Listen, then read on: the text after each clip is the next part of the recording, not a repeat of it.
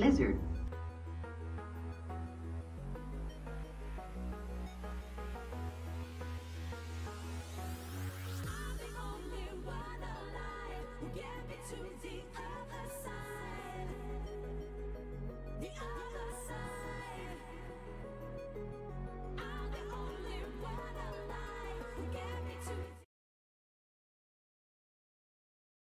Yo, what's going on, everybody? Welcome back to another Flesh and Blood stream. Tonight, we have something very fun and very special for you guys. I don't know if y'all have heard, but the premiere for Set 20, the teaser trailer #1 for Set 20 drops in 10 minutes, and we're going to watch it live. I'm super excited. I also know that Steven, DM Armada, is streaming at the same time, so he is like live talking about stuff too. So make sure you show him some love. Steven's great. We love him. He's a great he's a great ambassador for the community in the game. So love to see him streaming as well. Oh, yo, we got a lot of people to say hi to today. You love to see it. Tyler and Mekado Zabowski, hope I said that right. Ironside, Loquacious, Copper with the 4 months. Yo, I appreciate that. Copper, thank you so much for the 4 months over on YouTube. Rose, hang on, I'm trying to keep going here. Cusco, Havoc, Amanda. I feel like I'm missing people.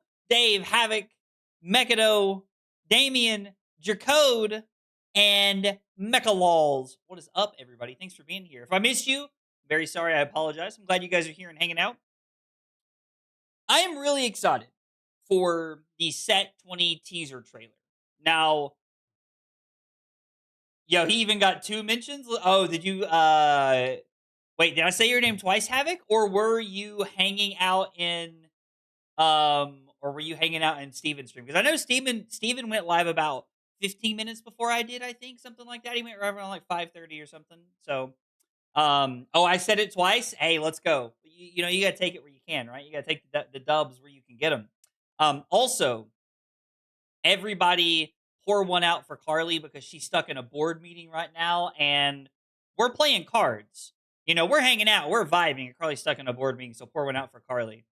Are we getting another Vynnset aggro? Ooh, I know you have the inside scoop. I don't know what scoop you all think I have, but I don't have it. I will tell you that right now. Another 5 billion cards to Runeblade? I mean, you know, Runeblade's so underrepresented, right? Right? Oh, brother, this guy stinks! Anyway, yo, Philip, what's up, brother? How are you, man? I think we're getting Viscerai. Viscerai would be cool. I'm stuck in a deployment meeting. Oh no, I hate that anybody's stuck in a meeting. You know what I'm saying? I hate that. Like, as someone who's been stuck in meetings multiple times, I get it. It sucks. New Viscerai would be cool. I have some inside information, but I don't think it's going to be in this trailer. How do you have inside information, Cusco? Who do you know? Up the chain? Dude, this set is lore based and I can't stream the freaking trailer. I mean, honestly, Havoc, it's a real shame that you of all people don't get to stream this. I am really excited for this video because I think there's so many cool things that could come from this. Now, is my like volume turned down? I feel like I'm quieter.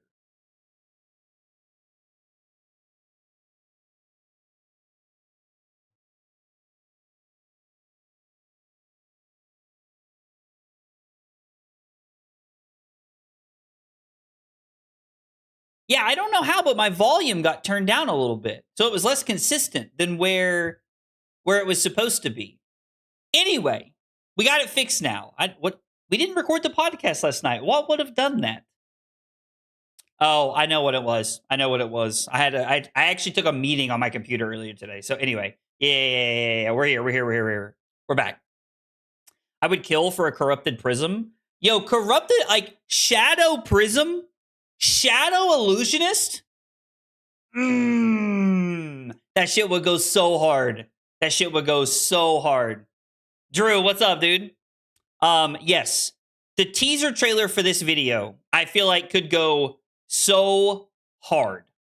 There are so many things they could do that could just go so crazy. And yesterday we talked about this, and I talked about how I was a little confused as to why they were dropping this teaser trailer in the middle of national season, because we could be focused on national season. But, and then we talked about it a little bit, and I kind of started to come around. But I really love the idea that they are going to here's a little bit. Here's a little bit more. Here's a little bit more. And then we're going to get it at Vegas, or we're going to get it right before Vegas or something like that. Like this, somebody mentioned last night that this feels like a really big lead up to the keynote. And I think that's freaking awesome. I would love to see something like that where they're leading up to the keynote, and then the keynote is this banger keynote. I think that would be really cool. Shadow Bolton? I don't know about that. I don't know about that now. Rose said injected into my veins. I love it. Hey, what's up, Bob? How are you, buddy? If this new set is underpowered, you might need to call protective services for Taylor. Honestly, Nate, that's really accurate. That is really, really accurate, because Taylor might lose his mind. And the other thing that I want to keep in mind is I know that we're not really probably going to see anything crazy. We're just getting teasers today. But if this is not awesome, Taylor may actually pop a blood vessel, because we're recording tonight for this week's episode after this has come out. Now, I don't think this was not the plan. Taylor wasn't feeling well, but we are recording tonight. Which does remind me two things. One, I did a behind the scenes of US Nationals, the testing house, my weekend, different tidbits that I have recorded, and I have hyper edited them together. I've been calling it my Zoomer editing, where I added a bunch of memes and sound bits and random things like that. So hopefully you all like it. That comes out tomorrow. Hopefully that is received well, because it took a lot of time. And if it's not, I'm very open to constructive feedback in the comments. But I don't know. It would, I'm excited for that. So the podcast will come out on Friday. The podcast comes out on Friday. If this isn't awesome, then what was the point, right? I mean, yeah, honestly, Havoc, true. I expect the name of the set and half of the heroes today and half in another teaser. I could see that. Taylor might actually go on a spree. I mean, Taylor's one bad thing. Taylor's one bad thing from going crazy. Oh, 2 minutes. Everybody get hype. 2 minutes and we get the trailer. I am very, very excited. I am very excited. I know yesterday was a little down, and talking about Terran did bring it all down a little bit for me, but I'm feeling pretty up today. Today's been a pretty good day, so I'm feeling pretty up, and I think this set, this video, is going to have a lot to do with it. I'm also typing in chat. Also, everybody prepare your ears. It may go really loud when this turns on. We are going to stream the trailer. Yeah, as soon as it pops up, it says it premieres in 60 seconds. Let me turn this down so this doesn't deafen you all at first. But yes, we are going to be streaming the trailer. I'm so excited. Oh my God, I'm so hyped for this. $10 says we get Illusionist and Runeblade for 2 sets in a row. That'll be okay. Right? What if Runeblade and Illusionist ever done to the game? Right? Wait, Street Fighter. Whoa, Street Fighter mentioned? Yeah, Dave, for sure. I think talking about it yesterday really helped. Really helped get it out there. And sharing that with you all really helped a lot, I think, as well. I'm between Jarl and Ziggy for Vegas. I mean, I think both of those are good picks, right? Jarl is really popular lately. Prism and Smash. Oh, the game Smash? No, listen, I've never really played Smash. Now, Street Fighter and Mortal Kombat I played a lot of, but Smash I'm so behind the curve on. Vynnset too, but the banish is optional. If they make Vynnset any better, I think Fabton's going to be unstoppable.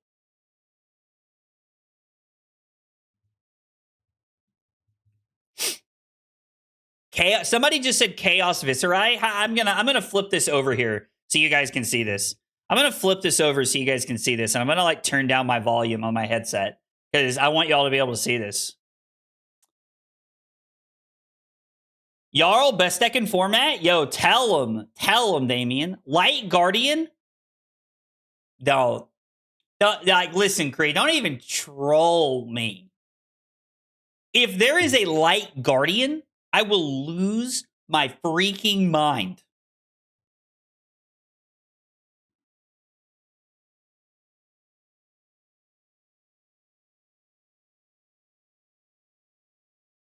Is there not any sound?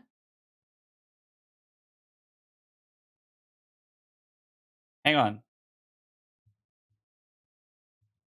I swear to God, I fixed the... Here we go.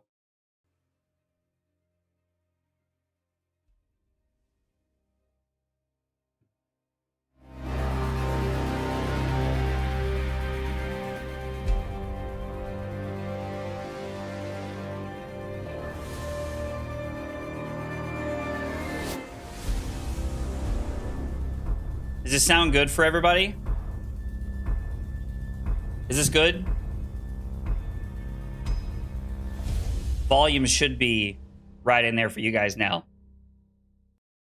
We cannot lose this war. United, we stand. Their walls crumble, our forces feast, and yet their faith rallies the fools.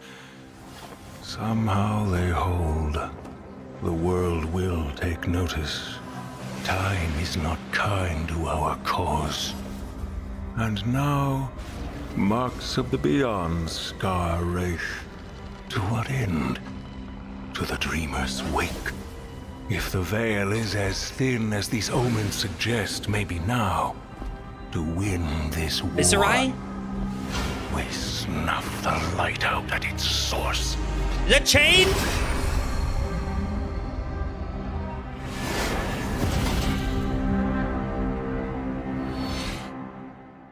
Was that Chain? Was that Chain? Oh my God, it's Chain! Oh my God! Hang on, we're gonna watch it again. I want to listen to this one more time. We're gonna watch it again.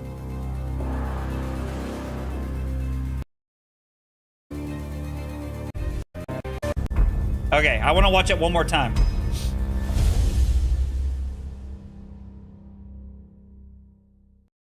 We cannot lose this war. United, we stand. Their walls crumble, our forces feast, and yet their faith rallies the fools. Somehow they hold. The world will take notice. Time is not kind to our cause. And now, marks of the beyond scar wraith. To what end? To the dreamer's wake. If the veil is as thin as these omens suggest, maybe now, to win this war, we snuff the light out at its source. Oh my God. Usurp the Shadow Throne. Wow. Happened to my mouse. There we go. Oh my God. That was so good, though. That trailer was so good. I mean, like, wow. First off, trailer was amazing. LSS always does such a good job with the aesthetics of the trailer. That was actually insane. And the fact that we're getting a new chain is wild to me. Absolutely wild. Chain, like, oh my God. You surely he can't be as broken as he was the first time around. Check the mother page. Wait, what?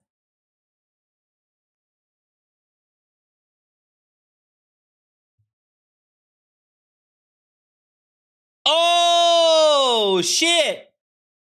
Oh, shit. Here we go. Erica pushing us in the right direction. Erica, you're a G. Secrets revealed July 16th. Isn't that the date of the keynote? Isn't that the keynote? Wait, who is that?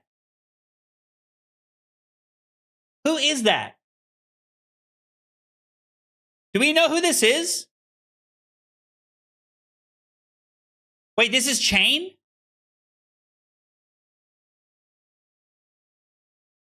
All right, so this is the video we just watched. Forbidden Power Unbound? Oh my God. Oh, bro. This is actually crazy.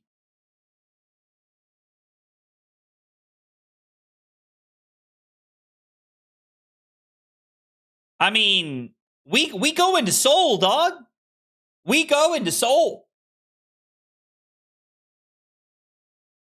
This is actually so cool. What was the original chain called? Like something like I can't remember what the original chain was called. Something like, but it had something to do with like shackles, right?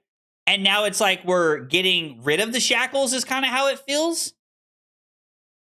Chain greasy hair is crazy, dog.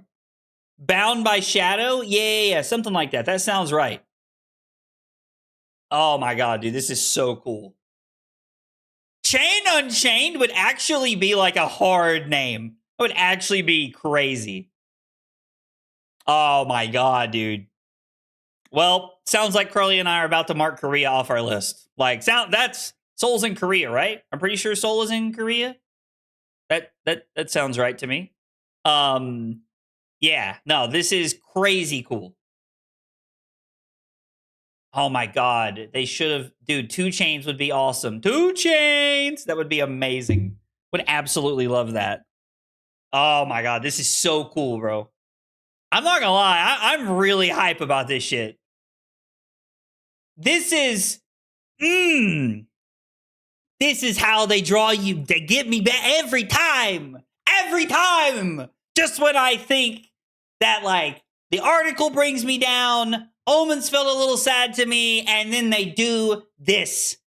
Every time I come back for more. You say? Ah! All right, sorry for yelling. Sorry for yelling. Rose, thank you for the $2 super chat. I appreciate that. Thank you. Chain Unliving Legend Shadow Necromancer. Yo. All right, Doused. I'm going to remember this. Shadow Necromancer. If you get Shadow Necromancer out of this, I swear. That would be crazy. You know, the fun part about this is that people have been saying, and I don't know how true this is. Like, I can't confirm this, but James White has been working on this set. And I have been told that we saw a little bit of a drop off when he stopped working on sets specifically. So if he has had like an input on this set, and we're starting with this awesome teaser trailer. By the way, I don't know who does, like, I don't know who at LSS does, like, creates these videos and who does this. But if you all know, please clip this and send it to them. That video was like chef's kiss. It was amazing. It's such a good, like, I am so out of touch with like how the animation is like done and works so well. But yeah. Oh, he said, okay, thank you, Andromeda. See, I knew it was something that I had like heard that. I knew I had heard that somewhere, so thank you. The man's buying a case. LSS hooked him. I mean, we're so fucking back. Not that I ever left, but we're so back. Oh. It has stuff he's been working on since before Alpha? Yo, what? That's crazy. Bill, yes, I am live early today so that we could watch the world premiere video. That is why we went live early today, so that we could watch the world premiere video, and it was worth it. Or not the world premiere video, Jesus. The premiere of the teaser #1 of the new set is why I went live. What's the name of the set? Wrath of the Monarch? Usurp the Shadow Throne? I'm confused. I don't know what the name of the new set is. They just had it as IAR when you looked on the video.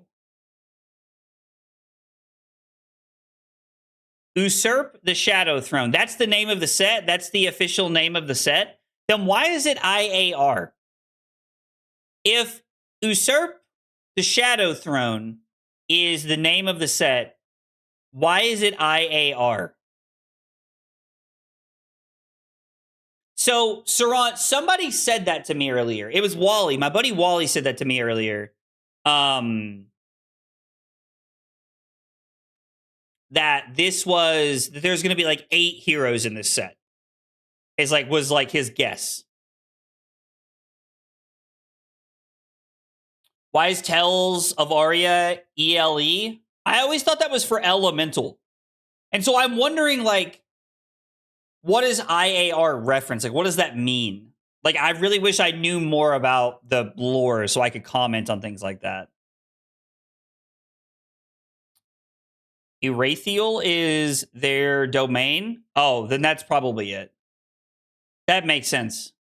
Okay. Oh, gotcha. Okay. Yeah, see, you guys are so much more in tune with stuff like this. Yeah.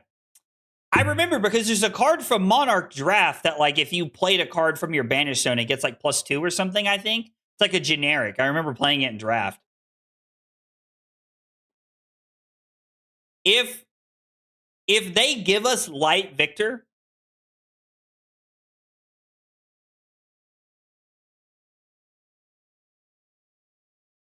I don't know what I'll do. But if there is Light Victor in this set, if we get a Light Guardian in this set, you have my word that I will let you all pick between a list of shit and we will do it live. That would be crazy. If we get a Light Guardian in this set, a Guardian that I can play Soul Shield in, I have wanted that for years. I love Soul Shield. It's one of my favorite cards ever printed. But it's no Light Brute. Nah, get out of here, Mosered. On what busted Magic card will Chain 2.0 be based? Okay, there's no way that Chain 2 is more broken than Chain 1, right? It's just not. Chain 1 is arguably one of the best hero powers ever. Give me Shadow Prism, but I know James White would not do that to the girl. Oh, maybe not. You already have a Necromancer. I'm losing Victor. I am pretty over the moon right now. If you get a Light Guardian, I expect a shout out. Kree, I got you. Shadow Assassin would actually be cool. Shadow Assassin would be dope, actually. I mean, Shadow Assassin probably involves me finding the tallest bridge in Kingsport during ProQuest season. But it would be cool, right? I'm hoping for some Bolton love, even though he's actually been getting some love. I mean, they might make a new Bolton, right? Yes, I'm losing Guardian. Okay, first off, Runeblade Assassin. That sounds like the most toxic shit I've ever heard. I fucking love it. Somebody get that guy a raise. Or that lady a raise. Somebody get them a raise.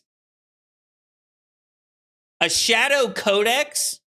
I don't know that the world is ready to handle Shadow Codex. What would Shadow Codex even do? You, banish a card? Instead of pondering, you banish a card? if this is full shadow or full light anymore or mixed. I have no idea what's in this set. I have no idea what's in this set. Like, truly, Shadow Warrior could actually go hard. That would actually be pretty cool. Tome of Torment already exists. I don't even know what that card does, bro. What? I thought it was going to be Tremors of Arathiel or something after the IRA set code. Well, no, the in the thing it says right here, usurp the Shadow Throne. Like, this is the name of the set, right? Like, this is it right here. Hang on. Let me open zoom it so we can. Like, I'm pretty sure this is the name of the set. This is it, right?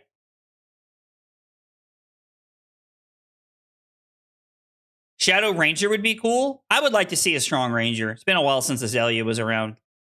I feel like that could just be a tagline. I mean, it could be a tagline, but I'm assuming since it says pre-orders open now, that's what's on the thing.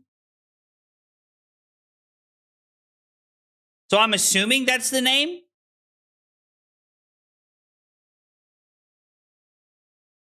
Isn't Minerva? Isn't Minerva the, like... Wasn't that like an ally before an ally was a thing, basically? Didn't it do something in your arsenal every turn, I think? Basically, Banish Zone could be like another arsenal. That could be a really cool design, Steve. A mentor. That's what it is. Mentor. Oh, Minerva died? Was that like part of the lore or something? Was the warrior mentor who was killed on Morlock Kill? Okay, yeah. See, you guys are so much more in tune with the lore than I am. That like I genuinely like you can tell that I'm just like along for the ride most of the time. Like we are just along for the ride. Vibes. Like never coming back again dead? Oh, that's sad. Oh, Josh Scott in the chat. Can confirm Usurp the Shadow Throne is the name of the set. Josh, thank you. You're a G, Josh. Erica, big shout out to Erica for pointing us toward the page. And Josh for telling us that this is confirmed the name of the set. Big shout out to our friends from all over the world. Our long distance friends, as I've been hearing people called during the World Cup. I kind of like that though. Like my long distance friends. I really like that term. I think I'm going to start using it. Wait, yo. Oh, it raises many questions as well? Yeah. Hope they release 8 heroes, 4 shadow and 4 light heroes. And the box has a mix of light and shadow packs. Art are the shadow cards. And the other set code for light cards. Oh, Bruno, that's a cool idea. That would be a really cool idea. Yeah, she's dead. She's dead. I mean, listen, you know. Whoo! This is hype. Like, I'm really excited. Now I just want to know when we get the next one. I'm assuming we'll get the next teaser trailer next week or later this week. So here's what I will tell you. That next week, and I don't know if I think I talked about this last night. Next week, Carly and I are in the Dominican Republic.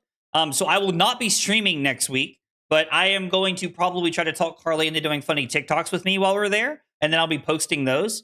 No, it says secrets revealed on July 16th. But I think there's going to be another teaser, right? Right, guys. Like, I understand that we're going to get more stuff on the 16th at the keynote, but I think we're going to get more teasers, right? Because they called it teaser trailer 1.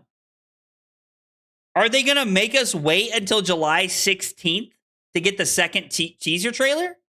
Like, are they just going to show us the second teaser trailer at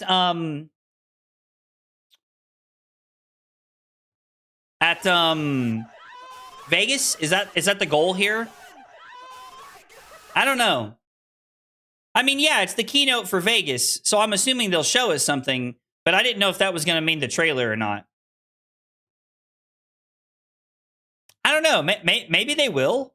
Maybe they will. I don't know. Lunatic, thank you so much for the 5 months of Prime support over on Twitch. I appreciate it. It means a lot. Thank you. Thank you. I hope they release Light Victor because I already am going to switch decks for my nationals. I cannot survive much more time without Victor. I felt that though. I felt that. I am in an interesting place testing for the PT right now. There is a deck leading the race for me right now of heroes that I will probably play at PT. Of the ones that I am testing. Now, we're going to play Jarl tonight and see how it feels. And then we're going to play Gravy Bones on Thursday. So, they will surely do another teaser. Yeah, so I think there'll be another teaser like next week. I think is what we can expect right now. We should just print Pirate Hat so Victor can play Hook. Pirate Hat so Victor can play Hook would be crazy. I am also excited for New Chain. What would you want most from this set if not Light Guardian? If we don't get a Light Guardian from this set, I think the thing that I would want the most... So I really like the light aesthetic. Like the yellow, like foils look really clean to me. And we've been getting a lot of like random support here and there over the last few sets setting up. So... I think that if we don't get like a Light Guardian, I would really like to see a Light Runeblade. I think something like that would be cool, because I really like the Runeblade class as well. That would be cool. A Light Ninja would be cool, but I just like Ninja. Oh, if they did a Light Ranger, like the guy on Bolton Shot, that would be really cool. I'll raise you a Bolton 2 for your Light Guardian. That's what you want? A Bolton 2? I mean, I would play a new Bolton if it was good. 100%. Cleric? You guys think we're going to get a Cleric in this set? I mean, if they did like 8 heroes, maybe I could see that. We've had so many recently. I would love to get a new Guardian, but I highly doubt we're going to get a Guardian. Light Guardian, Illusionist, Ranger, and Cleric? Oh, there's no way. Dory and Hala are on the cover of the video. I mean, if they don't give us something cool, make Warrior good, right? I would like to see Warrior good. A Purified Vynnset with Slap? A Light Vynnset would be kind of cool, actually. Somebody said Shadow Assassin earlier, Blake. That one scares me. I mean, I understand it would be cool, but it does scare me nonetheless. Think we get Cleric before Light Guardian? Come on now. Come on now. Yeah, it was Michael. Of course it was. I mean, they did give us, what was the Marvel? What was the Marvel with the 34 health with the fat ass? What was the Marvel? It's got 34 life. Big old butt. What was it called? The demon thing. Shit. I can't even remember what it's called. Balagor. Balagor, that's what it is. Thank you. Thank you, Loquacious. Balagor. I mean, we did get like that's like a shadow demon thing or something, I think. I think is what that is. 33 health. Yeah, it's like 33 or something crazy. Like, it's ridiculous. It's insane. That's okay. It's okay that you didn't spell it right because I knew we were on the same page, you know? We were on the same page there. That's okay. His type line is Shadow Hero Young Demon. Ooh, interesting. Not a hero type. I reckon the adult one will have 66 health. Dog. What? What? That is crazy work. What if it's similar to a Demi hero? I can see that, Z. I can see that. He's a demon, not a hero, which is interesting. I mean, you know. Demon, hero, same thing. Same thing. Same thing, right? Shadow Ninja would be cool. Shadow Ninja would be cool. Anyway, there's a lot of fun stuff from this set. There's a lot of cool stuff from this set that, like, we could sit and yap about all night. But in the interest of making it on time to my team meeting, how about we talk about Jarl? Let's talk about Jarl.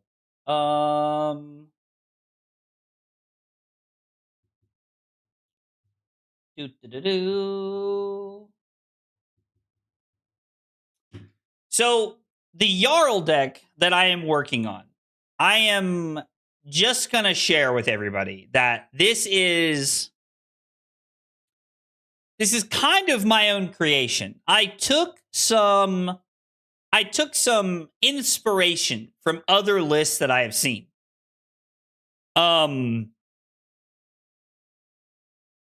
But I kind of just put this together to see how it's gonna feel. So I don't know. We're gonna see how it does tonight. What happened to Dio? We played Dio last night.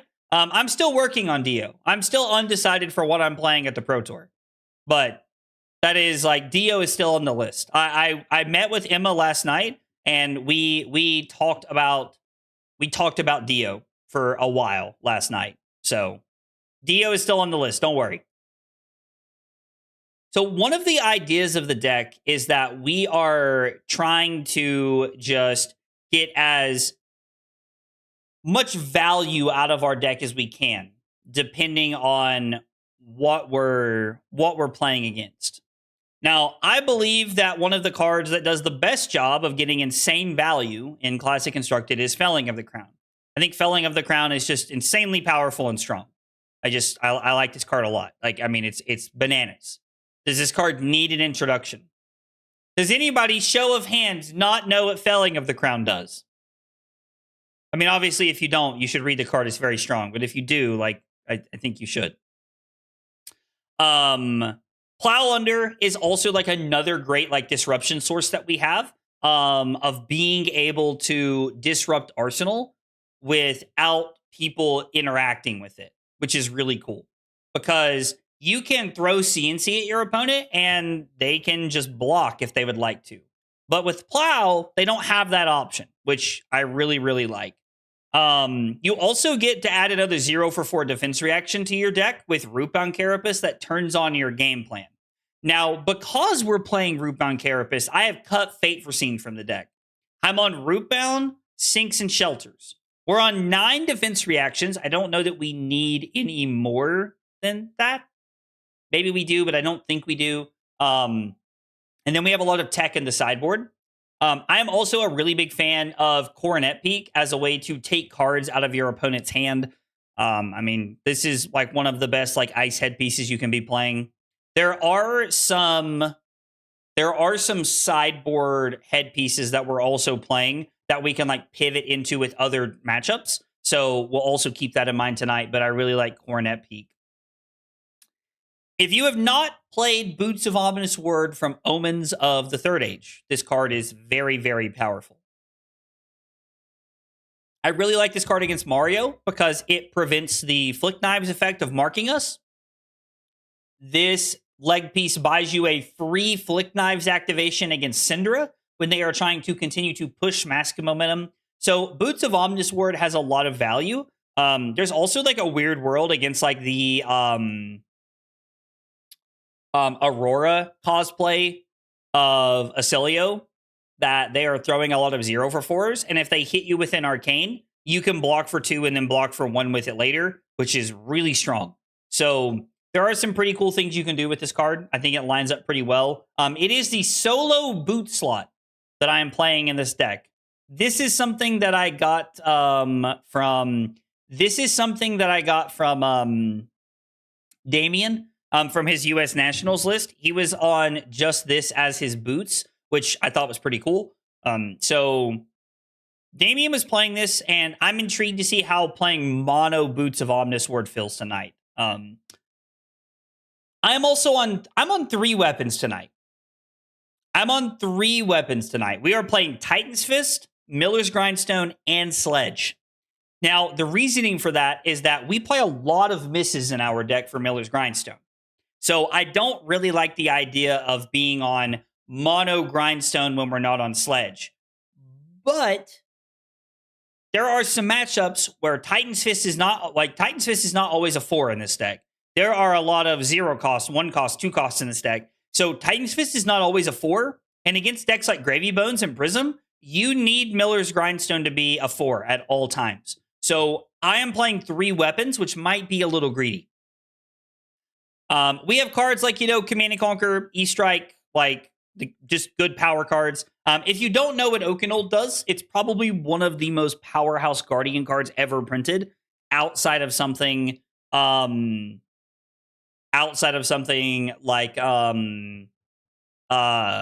Awakening. Like, this card's insanely strong. If you Ice and Earth Fuse this is 9 Dominate, and when it hits a hero, they put 2 random cards from their hand on the bottom of their deck in any order. 2 random cards. Could mean a lot of things. So Oakenold, very, very strong. I am playing 30 blues in my list because I think 30 blues is a pretty solid place to be. Lines up well. Just a good, consistent number that we want half of our deck to be blues. Now, a lot of the blues are designed as tech blues to help us in other matchups. Overcrowded is a one of. I really like that as a way to help us against Mario. Winter's Bite is a very good aggro tool that I'm playing as a one of. I almost played a Blizzard, but we're playing multiple instants in our sideboard, so there could be a lot of no blocks, and that makes me uncomfortable. So I think being on a one of Winter's Bite as a 2 block if we need it can help us out. Oh, excuse me. Ripple Away is good at denying gold and tokens off Codex, Gravy Bones, Victor. I like Ripple Away a lot. Crumble to Eternity and Frozen to Death. This is our 2-card combo for blowing up equipment. So I really like Crumble to Eternity because when you play it on turn 0, you get to play it, put a counter on something, and then later, if you have Frozen to Death, you get to blow up that equipment. Now, you might be asking yourself, what equipment is super relevant that we want to blow up all the time? Gravy's Compass. Jarl has a favored Gravy matchup for the most part because I really like to be able to blow up Compass as soon as possible. I'm also a firm believer in running a clean 60 into Gravy Bones because we want to find those pieces to blow up Compass in the first 3 turns if we can. If you blow up Gravy's Compass in the first 3 turns, you're in a pretty good spot for the rest of the game. I'm not saying it's a slam dunk, but it's pretty good for you the rest of the game. Everbloom in Life has one of the best late game loops that you can potentially do. You can play Everbloom in Life to gain a life, put another copy of Everbloom in Life from your graveyard on the bottom of the deck, and then pitch another card to attack with Titan's Fist. You're talking about gaining life and attacking. It's the best of both worlds. And if you're looking for more fatigue options, you can play Heart of Theandal. Works out really well as a way to gain more life late in the game. Channel Lake Frigid. You've never heard of Channel Lake Frigid? Then you must not know a lot about ice, is what I would say, because my God. Channel Lake Frigid is really strong. And while, as a U.S. citizen, I'm not a fan of ice, I am a fan of Channel Lake Frigid. I will say that. And if you're from a different country, you may not understand what that means. Don't worry about it. It's not a big deal. If you live in the U.S., you probably know what I'm talking about. Channel Lake Frigid is a very, very powerful one-sided effect. I love that this is one-sided because it allows us to just tax our opponents in the best way possible and then still play 2-card hands with Felling of the Crown and blow them out even with Channel Lake Frigid in play. So defense reactions are worse, which I absolutely love. Channel Lake Friendship. I like that. Wait, Scott dropped an article? Wait, whoa. Yo, Dave, are you trolling?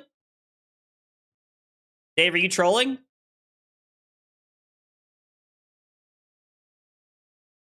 Is this real? Hang on, do you guys want to read this article Dave just sent in chat?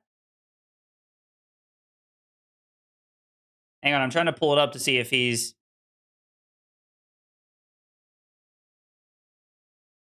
Yo, apparently Scott Mines just dropped an article on TCG Player.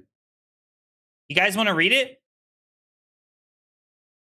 That's really cool. Yes, Channel Lake Frigid does make defense reactions cost more. Somebody asked about Burdens of the Past. Burdens of the Past is a great blue to pitch stack with Oakenold. So something to think about there. You can pitch stack Burdens of the Past, and then you can play it, slam Oakenold, fuse it, and they can't play defense reactions. All right, hang on. Let me get the article pulled up.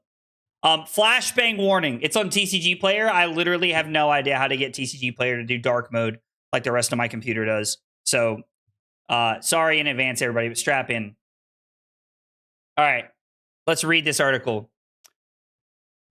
I'm sitting here vibrating with excitement. We're just going to like pause. You guys should clip that. Despite the immense heat in the UK right now. At time of writing, I've got approximately 8 minutes until the debut of teaser for Flesh and Blood's 20th booster set goes live over on YouTube. I've also been reliably informed that additional information will be going out to distributors at roughly the same time. So I'm going to do what any excitable child does on Christmas morning. I'm going to relax and enjoy it. We have some interesting cards in here. In case you're new to Flesh and Blood, you might not understand why this watch party is such a big deal. Set 20 is a landmark occasion. We don't often get this type of runway on a product. We don't get teaser trailers ahead of the big reveal during the Pro Tour Las Vegas keynote, and we certainly don't get an entire previous set heralding its arrival.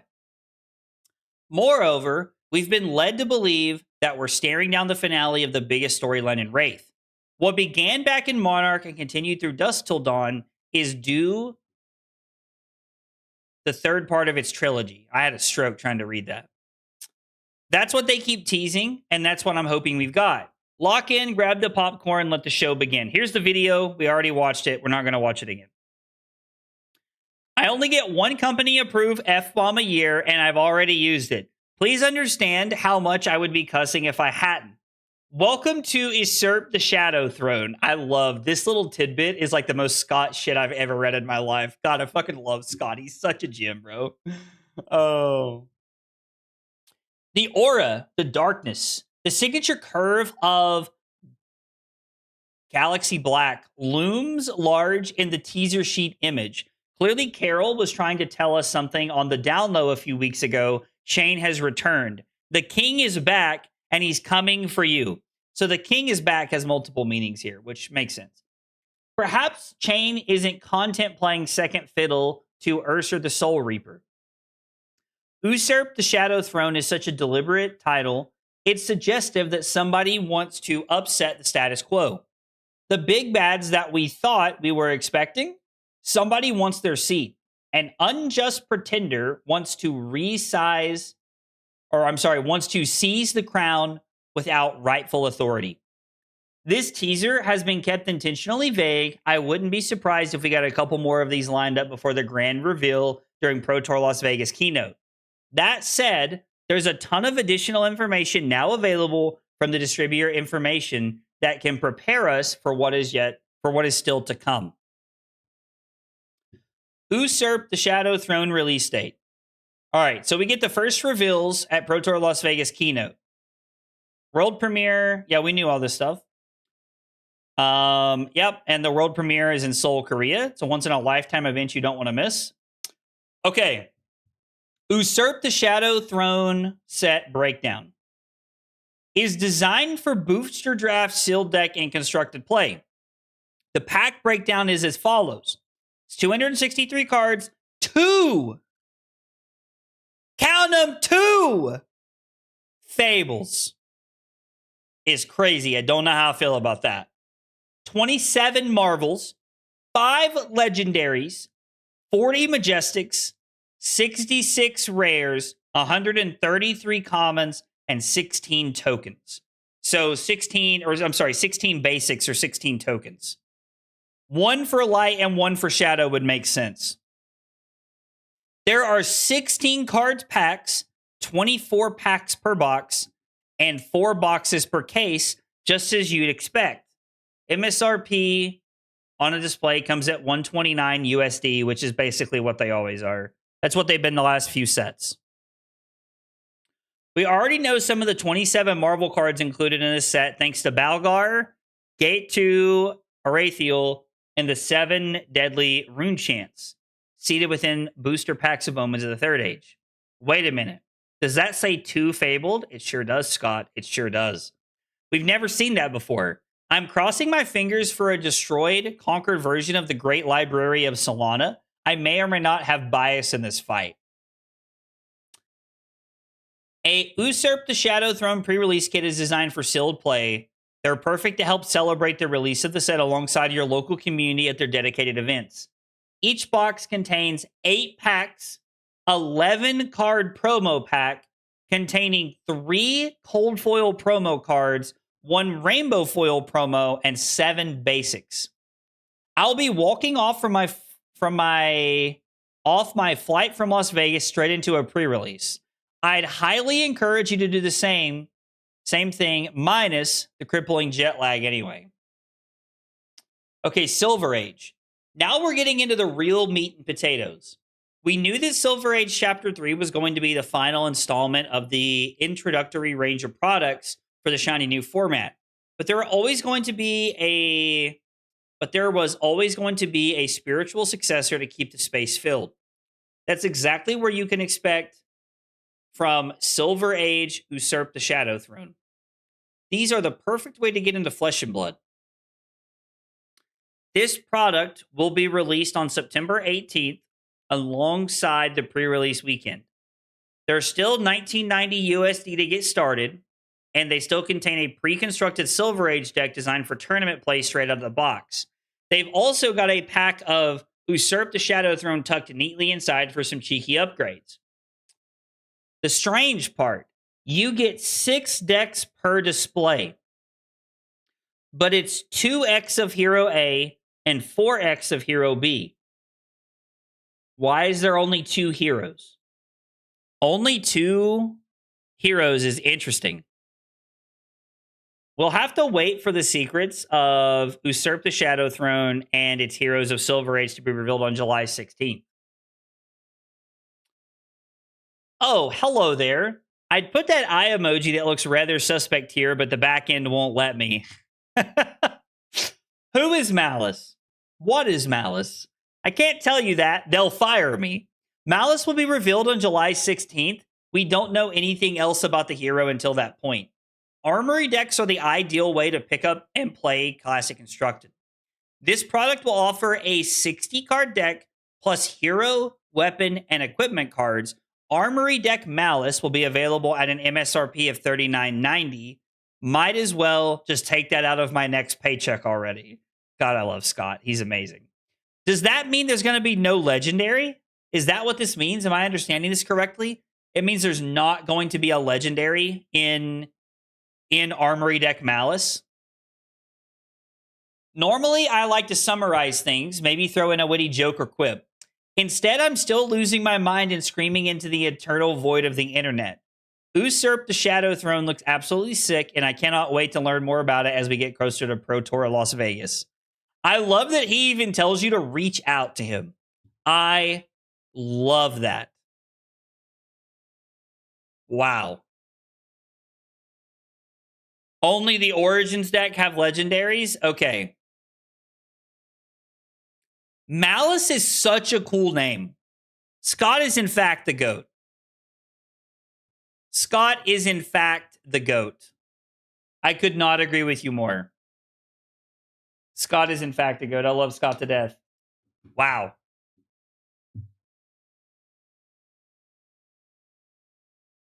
Armory deck Malice, huh? I mean, I have to agree. Malice is dope. That's a dope-ass name. That is a dope-ass name.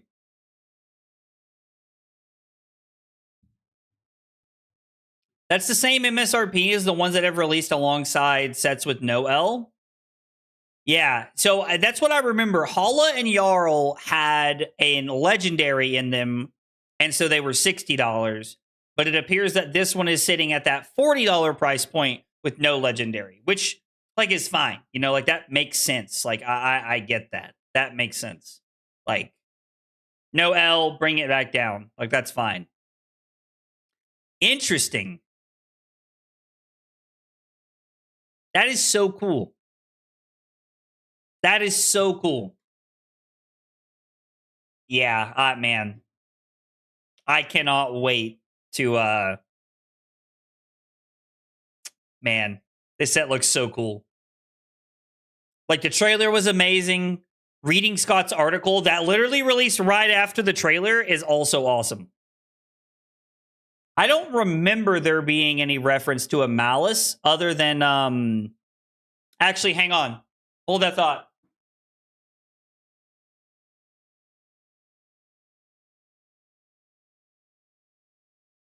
The only thing I can remember about Malice is Vexing Malice. Don't want the glare to get you guys. Can you guys see that clearly? Vexing Malice. This is like the promo version, but it's a Runeblade card. This is the only one that stands out to me that I can remember. Is Vexing Malice. So I don't know. I don't know of anything else, but I'm also not like super lore pilled, so I don't know a lot of that stuff.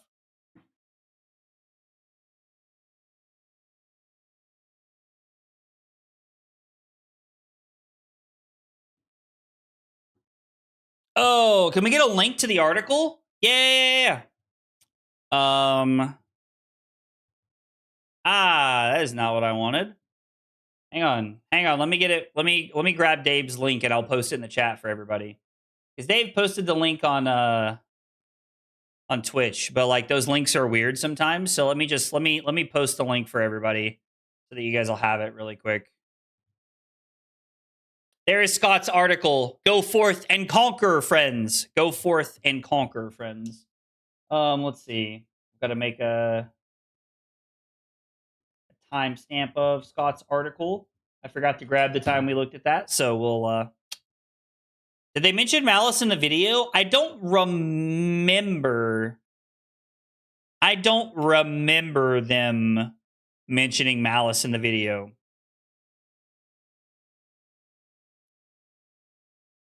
Aggro Blaze had Malice to hand. It's a setup. I'm not going to say anything.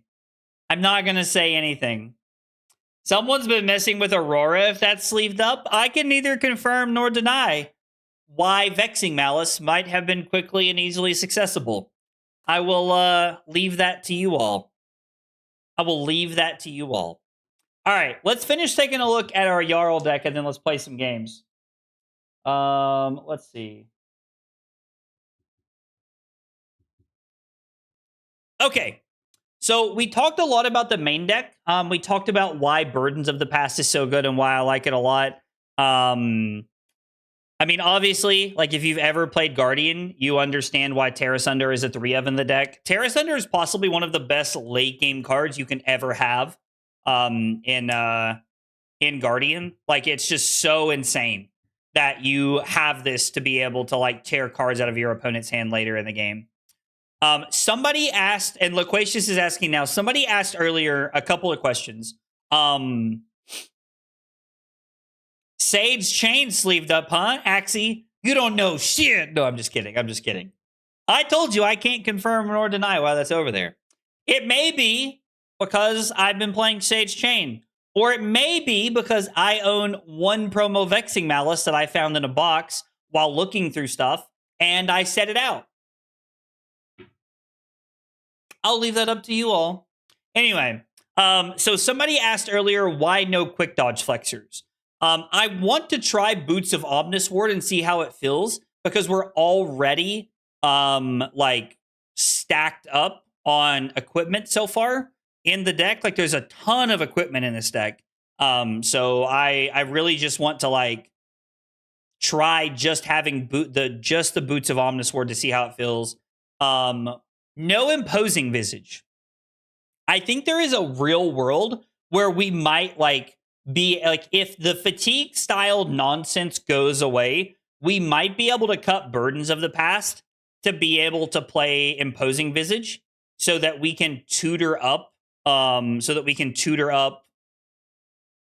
our Crumble on turn 0. I do think that cutting Imposing Visage does hurt our points into Gravy Bones, so it is something to consider. But right now, with Fatigue Victor in the meta, I think that Burdens of the Past is a necessary evil in the main deck. I am on 3 different hats right now.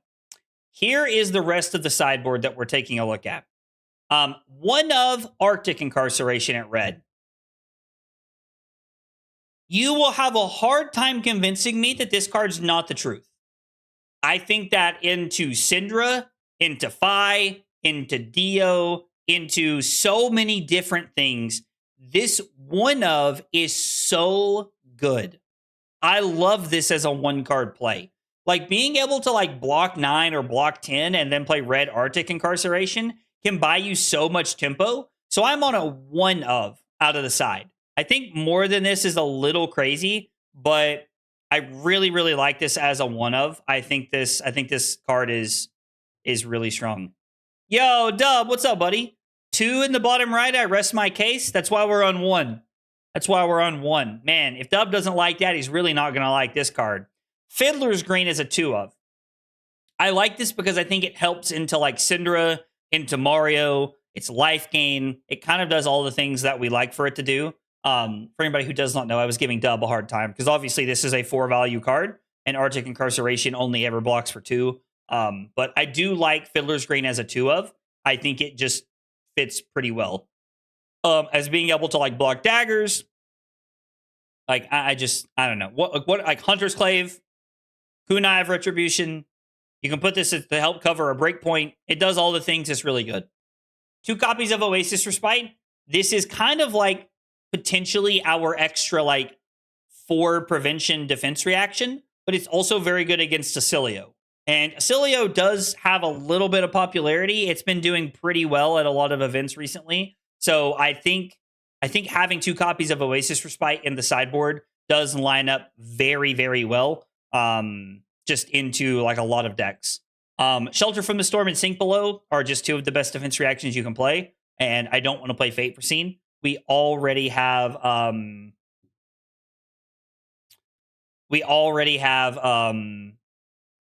Rebound Carapace in the main deck. So I think the Fate Foreseens are not necessary.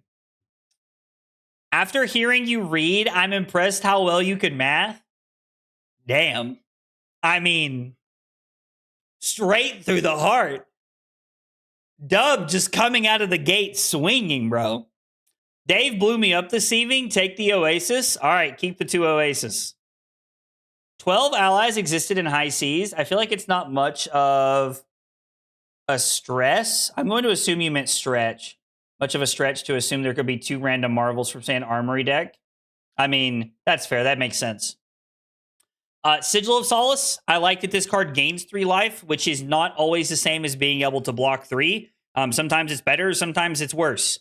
It just kind of depends on the context of your hand and how it lines up.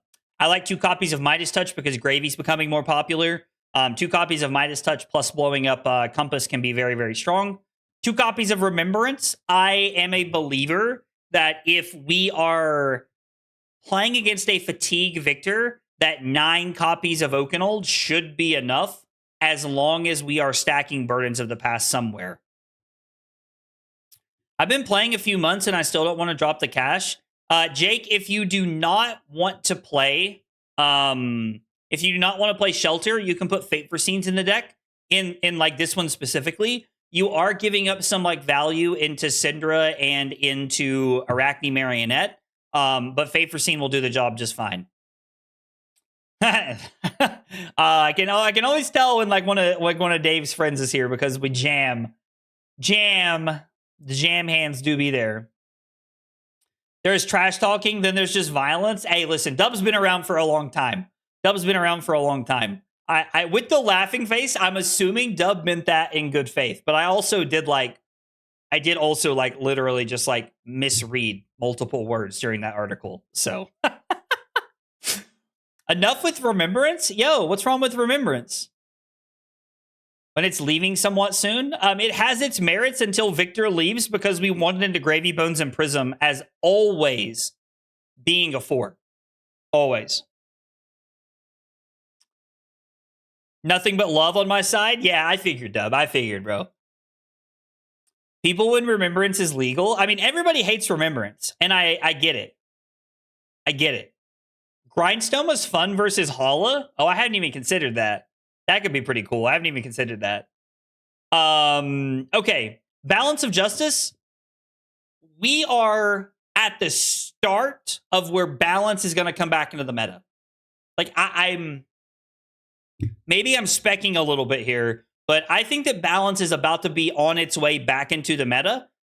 It's good against Dio. It's good against Syndra. It's good against Phi. And we are about to have a like aggro deck summer, I am convinced. After we lose Victor during national season, I think we are going to see like aggro summer is what I'm convinced right now. So I think balance is on its way back into the meta. Barkskin helps us block a lot of those decks. We love seeing Barkskin. Crown of Everbloom has two purposes. The first one, and the most important one, these words right here. Arcane Barrier 2. 2. Whatever. You know what I'm saying. Arcane Barrier 2. Really good into Asilio. It allows us to have a natural flow for AB3, which I really, really like. So AB2 lines up very well, in my opinion. The other part of this that really matters is you have a fun trick that you can do against Huntsman, where if you do not have a Remembrance, when they go for the nonsense of... When they go for like nonsense of Hunter Hunted, you can use this as one of the options to be able to shuffle and let them blind name, which is really good. So I think it fits really well. Does Jarl suffer much if Remembrance gets banned? I mean, I think there's always like the world where like Guardian gets hurt a little bit when we lose Remembrance because there's so many powerful cards we want to shuffle back in. Oakenold, Felling of the Crown, Command and Conquer. So I think there's always a little bit there that like hurts, but it's probably not like the death nail or anything like that. Heart of Ice is also very good. It's good against decks that play defense reactions into you. It's good against wizards that want to kill you on your turn. Spellcilio. Lizard. Yes. So we like having access to AB4 because I'm on AB2 headpiece, AB1 chest, and then AB1 gloves. So we are on AB4 in our deck. And then I'm also on Rampart and Sledge. I think Sledge is just really good. I have seen lists that were playing Shield Beater so that you could always be playing a shield, like whether it was Stalagmite or Rampart. I'm not entirely sold on matchups where we want Sledge that Shield Beater is good enough to be running Rampart. So I think we want to be on Sledge. I didn't even think about that. Heart of Ice would be really good into Ziggy as well. Yeah, does make sense. So what you're saying, Aggro, is it's going to be hot girl summer? I mean, at the way my testing going, it's about to be hot guy summer. We're about to be playing Phi at Vegas. I am really, really liking Phi right now. I played Phi at the tournament this weekend and lost to top 8, but I have been playing the deck. It's really starting to come back. I'm really enjoying playing Phi. The deck has been a lot of fun. That is the deck that is leading the race for me right now, is Phi at PT. Did I read the TCG player article? Yeah, Vistructor, we read it. We read through the whole thing. I had a stroke a couple times reading it, but we did read the whole thing. Why are we playing Jarl? Because I want to try Jarl. Because I think Jarl also has a good place in the meta, and we are still like 3 weeks away from PT.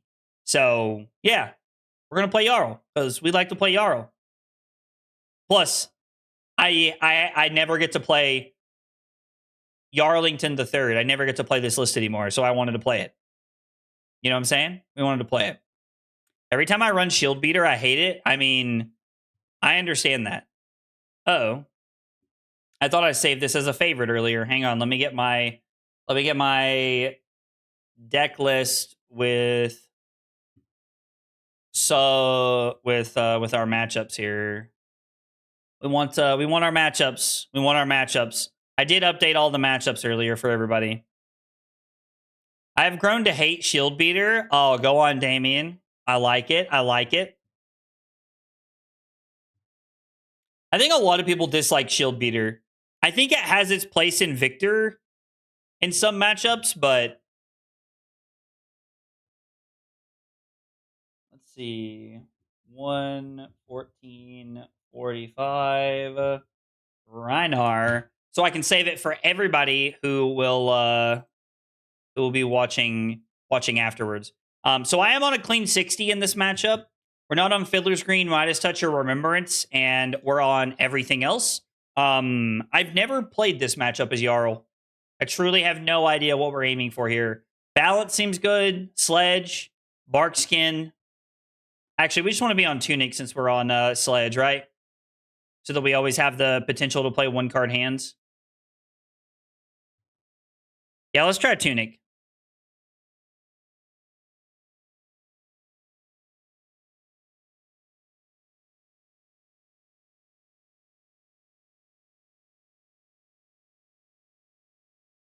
We are just going to activate this and then get in there for 6.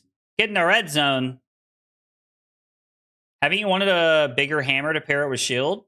I mean, if you're talking about Invictor, yes, absolutely.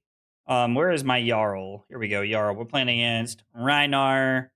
We are going first. I'm also going to come through and update my Jarl matchup with Rhinar, wherever it's at. I try to update this as much as I can. We do not want Barkskin. We want Tunic. Well, we'll see after this game for sure, but I think that's where we want to be. I think that's where we want to be. Also, guys, thanks for being here. Thanks for hanging out. Appreciate you guys chilling. Generally in Guardian, I don't know that we want it in this matchup specifically. Or like we want the shield because cards are getting intimidated, and I think it's hard to... I think it can be hard to...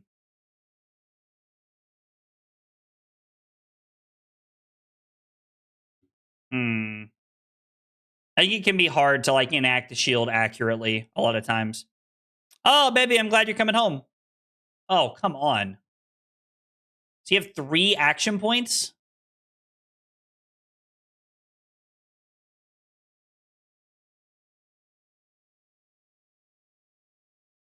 Jesus.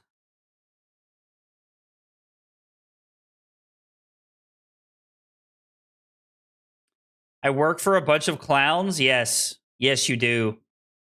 You work for some of the dumbest smart people I've ever met in my life.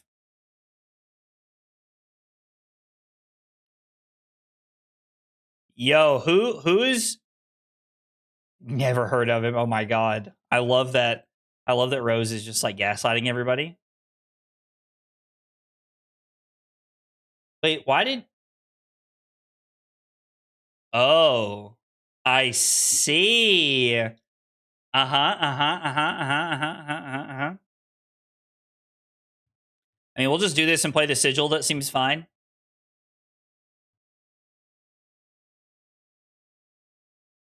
Wait, what are we talking about up on a pedestal for?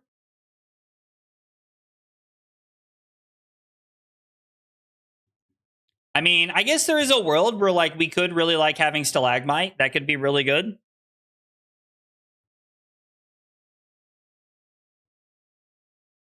So that was still a 2-card block 6. It's really hard to fatigue this deck.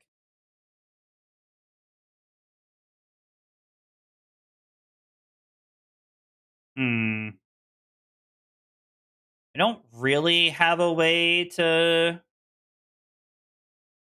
make this happen. What do they intimidate?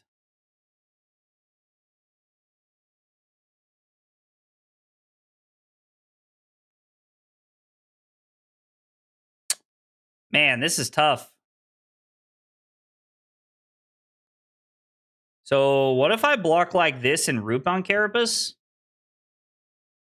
And then we felling for 4, put the Oakenold on the bottom? I could also just like Arsenal the Oakenold.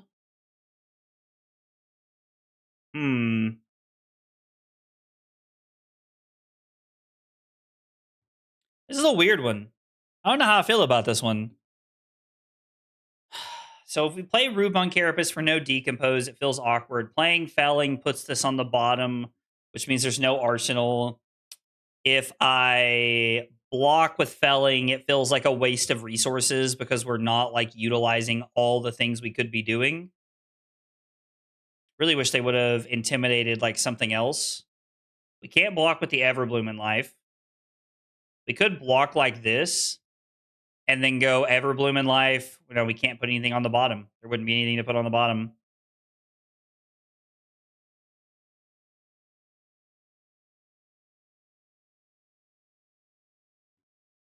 I guess we'll just do this.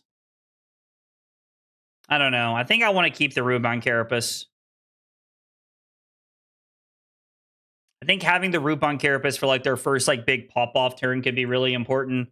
Plus, like we're pitch stacking the Oakenold. We have multiple ice cards in the bottom of our deck, so like we're not one card fuse like stacking yet, but that seems fine. Yeah. I feel like I was maybe trying to greed too much by keeping this. I think the Root Bound's super important to keep. I agree, Z.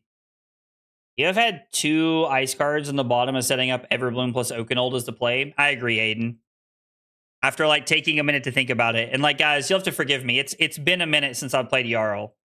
It's been a minute. So I'm still like I know it's like Guardian, you know, in a lot of ways, but I'm still like kind of trying to work through some of the process here.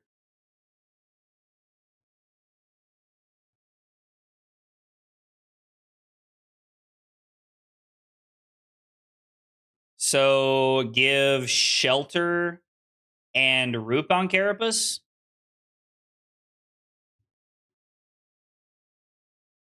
I think we just give the Rootbound Carapace and we're going to decompose. And then we're going to Tunic, Fruits for Sledge, gain 3 life, Arsenal, Shelter is going to be the play. And we're going to end their turn here. I mean, they took 6 to play this turn, so this works out really well for us, I think. Yeah. That lined up really well. So patience on our part was key. I don't think pitching the Sigil of Solace is where we want to be. I think we want to be clearing cards like this out of our deck. First cycle. Malice is a 2-sided hero, flips over. That's why 1 hero in the Silver Age stuff has 4. Ooh, okay. That's interesting. Yeah, keeping the Rootbound Carapace worked out really well. Oh, and we win the Clash? You love to see it. You absolutely love to see it. And now we're going to Arsenal our Shelter from the Storm.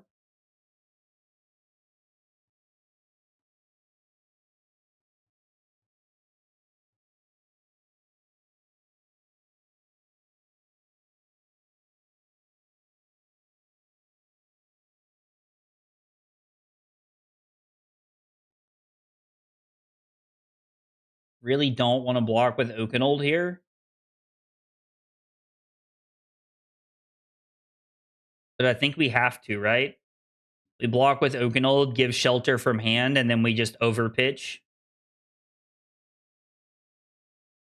What is the other option? We give 2 defense reactions. I mean, how many Earth cards? Do we have 1 Earth card? So putting this in the bin would allow us to decompose next time we need to. And then we get to pitch stack another Oakenold here. We would have to take 1 this way, which I'm less of a fan of. We could also Arsenal the Rootbound Carapace. I don't really think that's where I want to be, though. Might give me a chance to block more effectively on something later. It's like, we're going to play this Shelter for sure.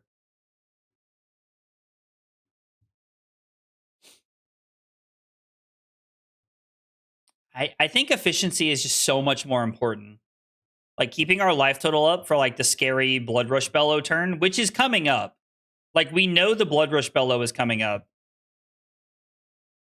If I had had a way to fuse, I might have went for it there just to force some armor block. Oh, yeah, here we go. We're going to get the... We're getting Savage... Oh, we're... Wow. Okay. Everybody strap in or strap on, whatever you're into, because this is about to get crazy. Takes the Terrace under, sure. Yeah, we knew they had a Blood Rush on top of their deck.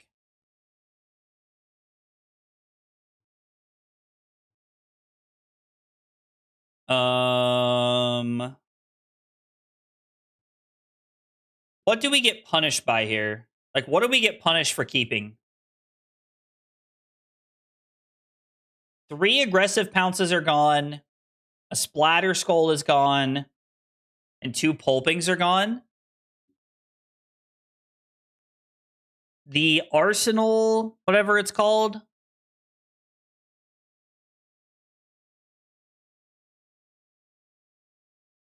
I can't send packing.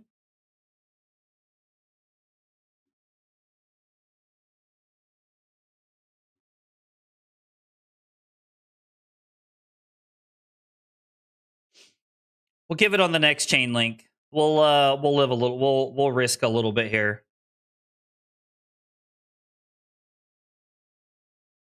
Oh wow! Holy juiced Batman.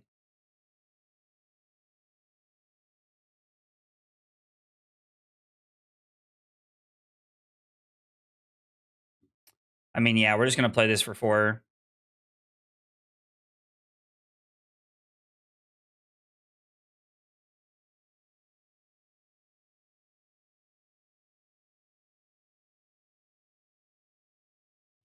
I want to keep E-Strike just in case. We'll take 4 here. I do like seeing the new card be played. It is kind of cool. Okay, so they did have a sin packing. Ooh, discarding Sea Legs is terrifying.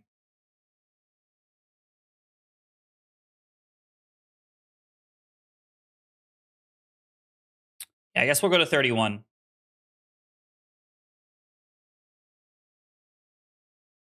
I'm pretty sure there might not be enough Earth cards now. Can we still... Can we plow? We cannot plow. Okay. So we do not have the ability to plow, which means we're just coming in for 6, which is fine. I would like to plow here so that we can try to disrupt them, but...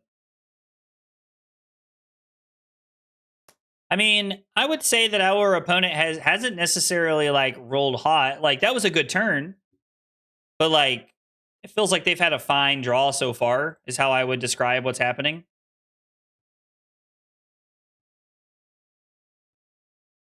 They would like to undo. Sure.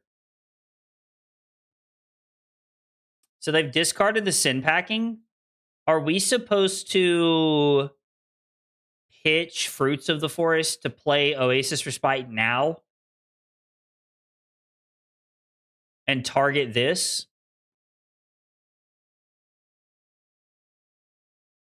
I don't think so. Well, I mean, they've rolled hot with Scabs, but I mean, like, that's... I feel like that's just kind of like par for the course. There's 2 sin packings, 1 to the bottom. 1 sin packing to the bottom, 1 in the graveyard.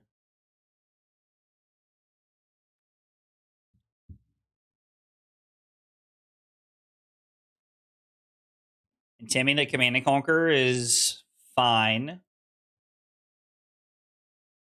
I think we're at a point where I'm willing to give some equipment here.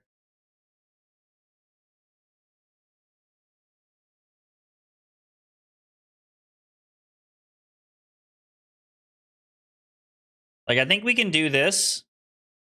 And then we're going to do the neat trick here, where in the damage step, we activate our boots so that we get 1 prevention to float.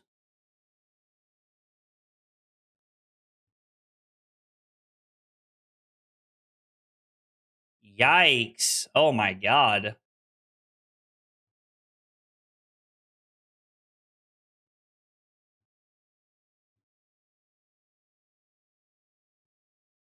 And then we're going to end on... They're going to end on the Axe for 7. Discarding Show of Strength lines up pretty well. We are down to 18. Okay. We're okay. We're in an alright spot. I really wish that we could throw the Command and Conquer and it matter.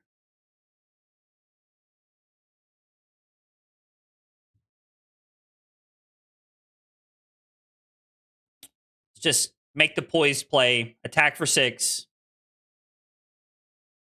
They can't rum next turn, which is nice because they're not a pirate hero, so it takes that extra turn cycle to untap.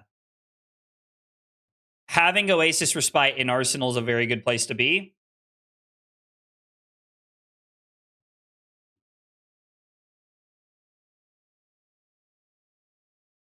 Would like to get this Sink Below in Arsenal if I can here.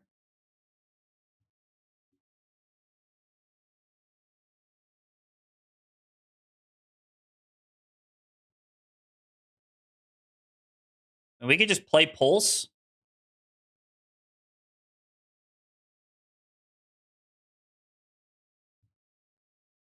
Not sure if this is good enough. Giving them a Frostbite could matter here. We'll see what happens.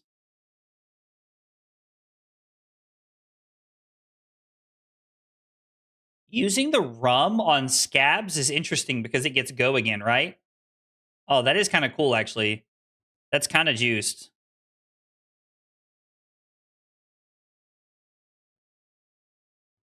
All right, we need them to intim the I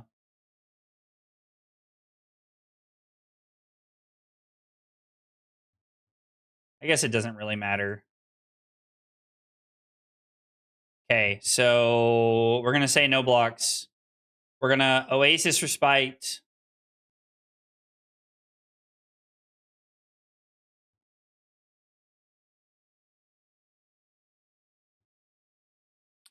To go to 17. We're gonna Sigil back to 20. We're gonna Arsenal the Sink Below. Oh, I had one floating. Hopefully that doesn't come back to bite me. Hopefully that does not come back to burr. Yeah, I pitched a blue to play the Pulse, and I had one floating. In my head, it's just like was habit what I was doing there. But no, that was just a bad play.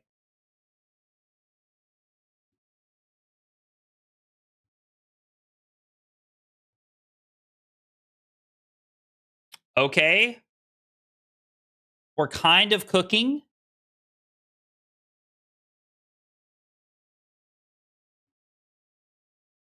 I mean, I'd like to save the Sink Below if I can here.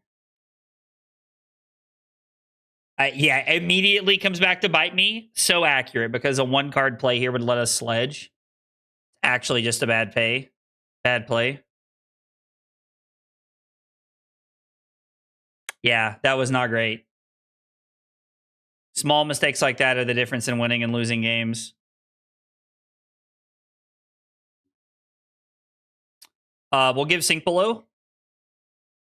We can just play the Everblooming Life on our turn, which is perfectly fine. I want to get one into the graveyard anyway.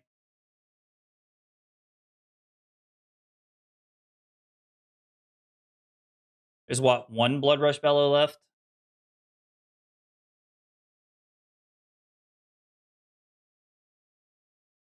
So we go back to 20. And we're going to put E-Strike on the bottom of our deck. And then we have Sink Below in Arsenal. All right, they're going to make an Agility, which is fine. Ah, my God. Scared the shit out of me. Missed you. I hope your meeting was tolerable. So no. So no. It's that bad? I'm sorry, baby. Carly had a board meeting tonight. Carly had a board meeting tonight, and it did not go well, it sounds like. Yes, that is a Burdens of the Past in the Banished Zone, yes. Who's up usurping today? That's right, Ember. That's right.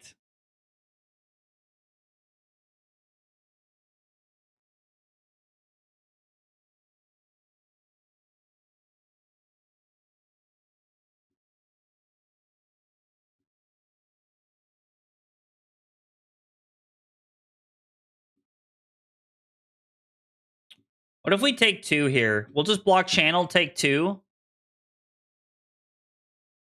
And then we can see what they do. Because I don't know what's coming after this. Them discarding Swing Big was good for us. Like sin packing would be obnoxious here.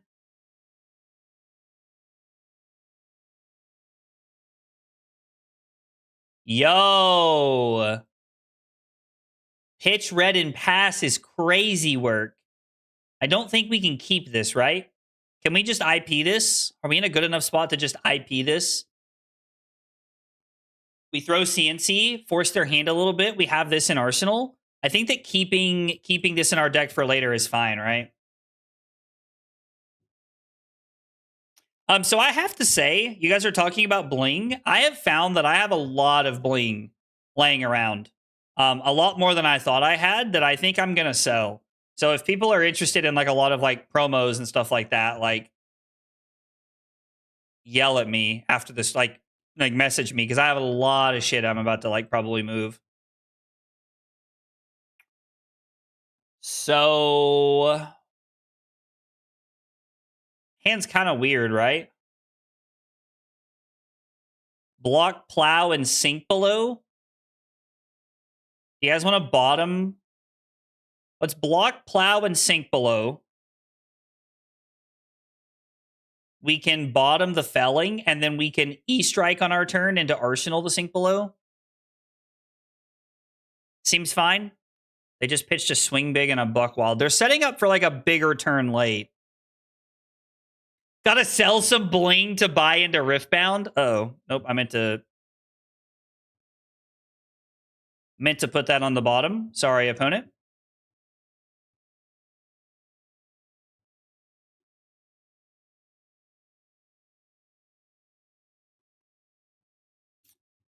Jarl Gaming, one of my choices for the Pro Tour. It is definitely on my list of things that we are considering for the Pro Tour, Bryce. 110%. How many options do we have left to double fuse within our deck? So Pulse is gone. There's one Crumble over here, so keeping this Crumble in our deck is good. And we can just come in for 7. Sell 1 bling equals 3 top 8 decks from Riftbound Regionals this weekend. It's kind of crazy. It's kind of crazy. I'll take my Marvel Eye for like $35. If I had a Marvel Eye, I'd cut you a deal on one. Not $35 deal, but I'd cut you a deal. I'd cut you a deal, though. All right, 2 action points.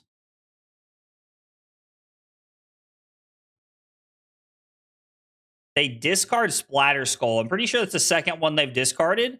And they put one on the bottom 2 turns ago.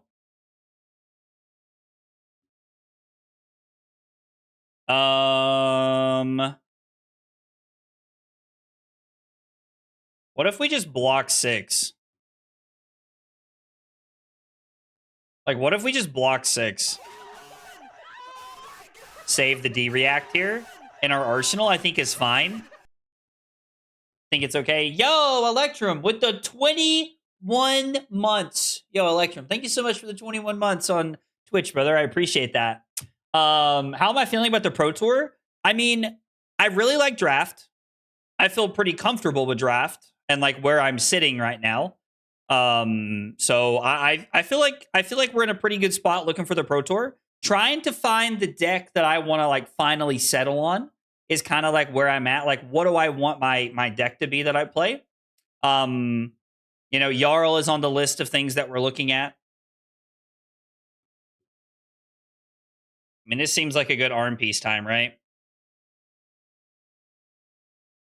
Like, I can't take it with me, so we might as well use it.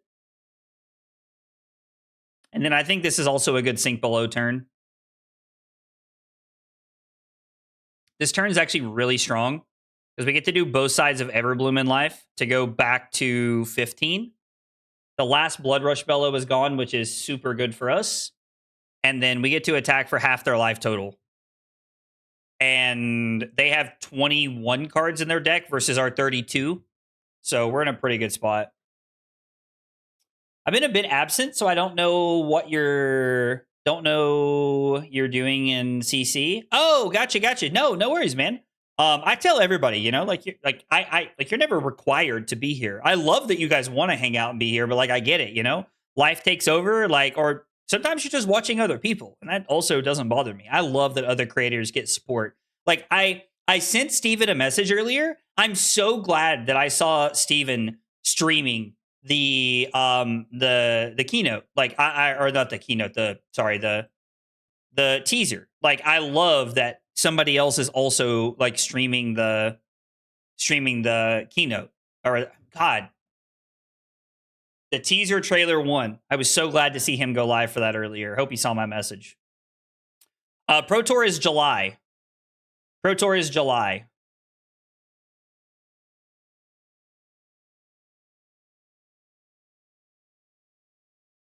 I mean, this is dominant. Let's wait. Let's wait. Yeah, no, I don't mind at all. So in terms of CC, Fi, Dash.io, Jarl, and Gravy are the 4 decks that I am potentially looking at for Pro Tour Las Vegas. Those are the 4 decks that I'm looking at for Pro Tour Las Vegas right now. We'll arsenal that. I mean, I doubt I'm going to get away with blocking with 1 card, but if I could, that would be awesome.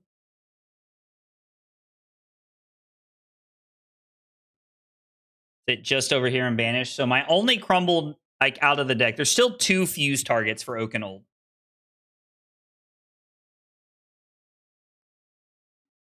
I think getting my Oakenold back is important.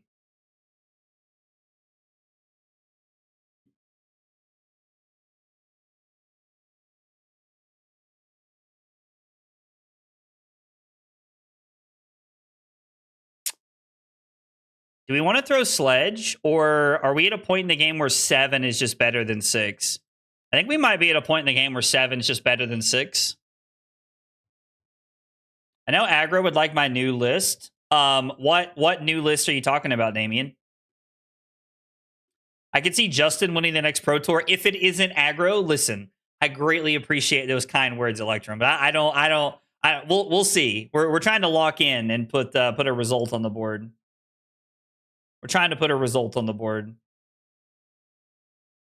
It's what they call based. Yo, Damien, you've been talking to Taylor too much, it sounds like, dog. I want to pummel send packing so bad. I mean, that does sound pretty cool. You're playing Wall of Meat and Muscle? What? The fact that you're playing Wall of Meat and Muscle is crazy, bro. All right. We need to not get Omega Juice this turn. Looks like we're about to get Omega Juice this turn. I need them to end him felling, let me block 2 cards, and then throw felling.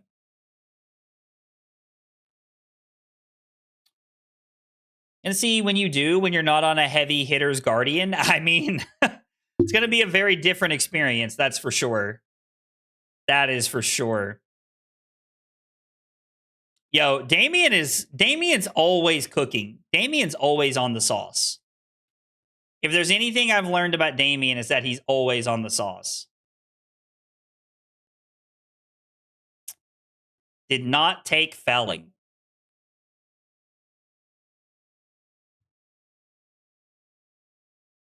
Okay. Hear me out. We're going to take 8 and go to 4. And we're going to fuse Oakenold and arsenal the felling. Because I think it just ends the game, right? Or I'm sorry, we're going to go to 3.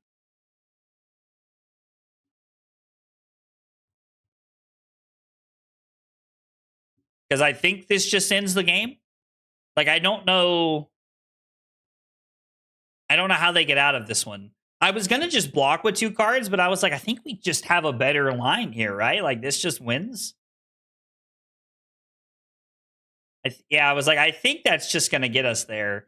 They had some pretty rough discards for them, but, you know, we'll take it. Hooray! Confetti! We win! 1-0 on Jarl. Jarl looking pretty good that game. Yo, what happened?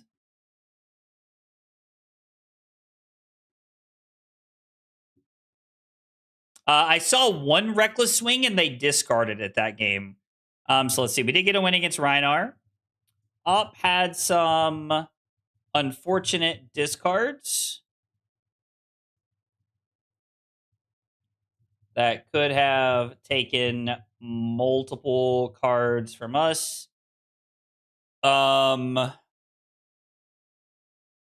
Let's see. I'm trying to think of like they had 2 turns where they had to IP and pass with no resources to attack with. That did happen twice during the game. I feel like that's a big part of what happened is that they literally just had to like pass like twice that game, which I think is a big deal. I think that's a really big deal. I did miss the tunic. Yes, thank you. Missed tunic. No resource needed for Oasis. Thank you. That is a good catch. Let's see. We are playing. I'm going to wait until they pick whether they're going first or second before I write anything down. Syndra. Auto parts. Your opponent has disconnected. There it is. There it is. Ooh, Vynnset. I have no idea what this matchup's like. We're on the Null Rune Gloves so that we have AB. We're on Tunic, we're on Titan's Fist, and we're on Stalagmite. I don't think this is a Sledge matchup.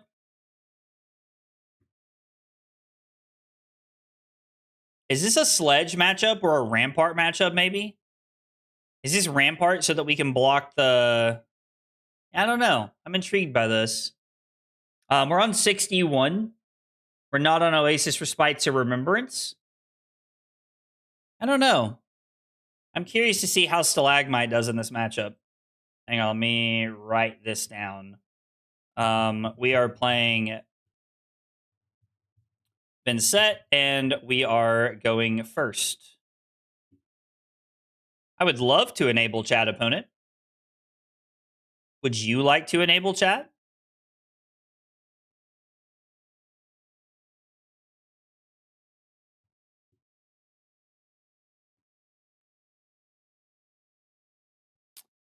I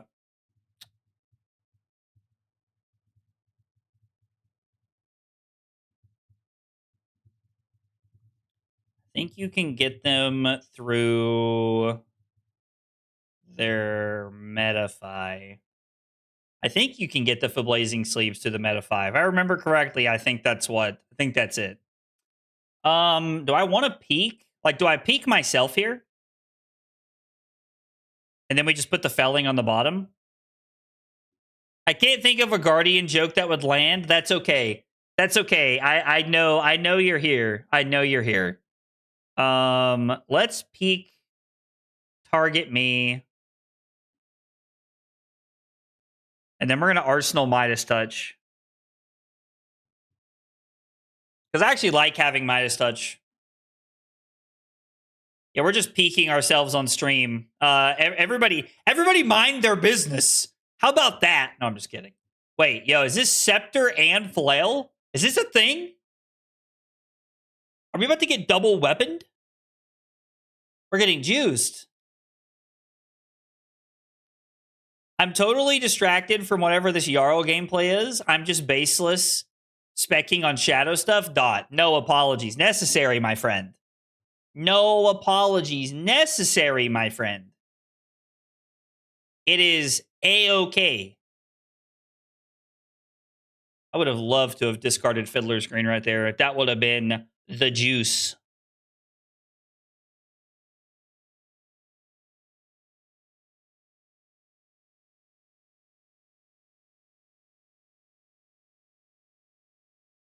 And then I can Everbloom in Life to put Burdens of the Past on the bottom, I guess. I'm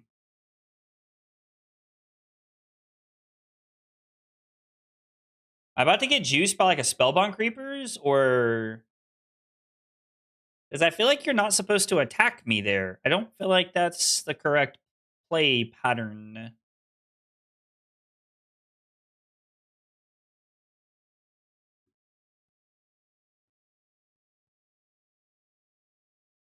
And we'll pass. We could peek them, I guess. I don't know if we're supposed to here. I don't know if we're supposed to peek here.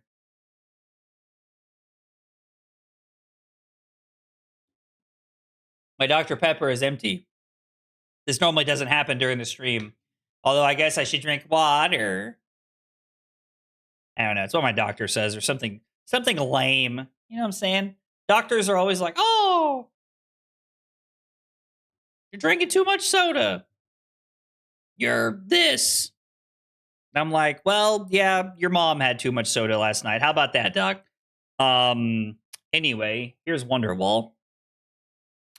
Water is for losers like Prism players. Now we're cooking. See? Yes. Yes. Oh, yeah. It's all coming together.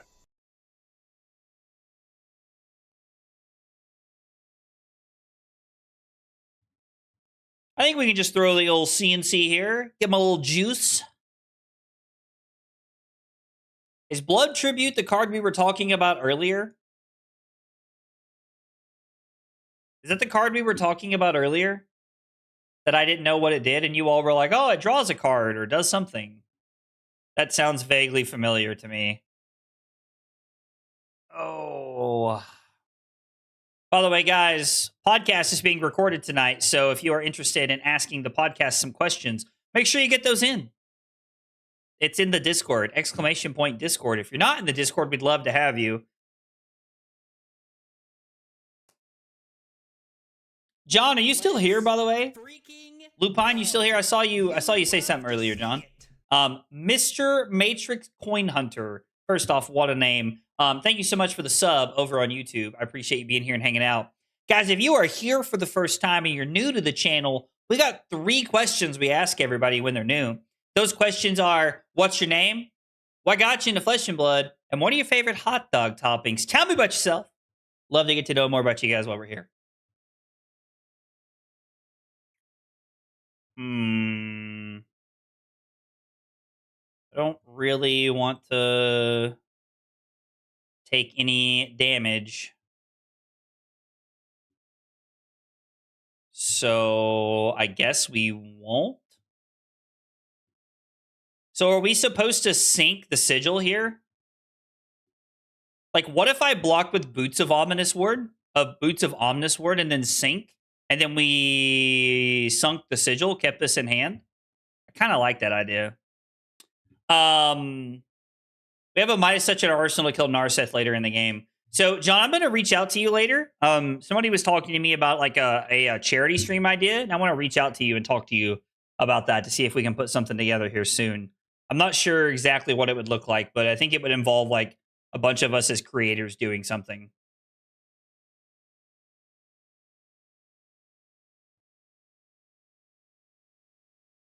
Well, Damien, I didn't know that you knew why it was there. You did say, why is it there? So... I arsenaled that card because like it was in our hand early, and I know it's good against Nazareth or whatever it's called, so we arsenaled it.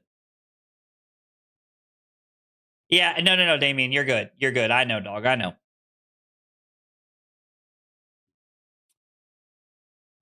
Hey, ay, Alpha. I guess we're gonna do this. Because we've already let this go. Yeah, Rose, this is the idea you brought up to me earlier. I would like to try and do... so the idea, for people who are watching who may not know, Mateo is trying to make it to the Pro Tour. And I would really like to help Mateo in any way that I can. And the streaming hours between me and him are just not lining up because he's 12 hours ahead of me. So it's not really been working out.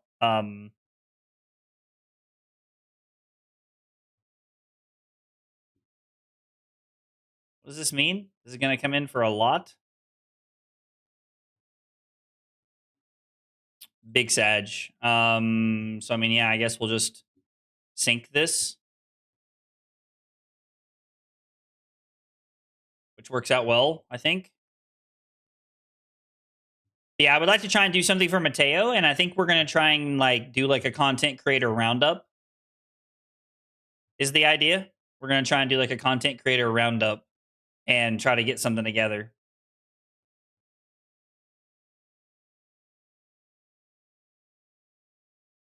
Well, put a felling to the bottom, block with a felling, banish a felling. Not exactly an ideal scenario for ya boy. It's your boy, Hot Dog Water.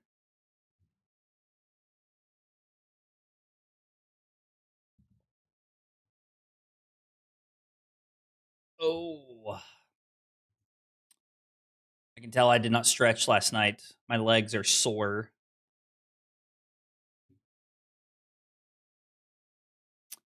It's like an angel crying.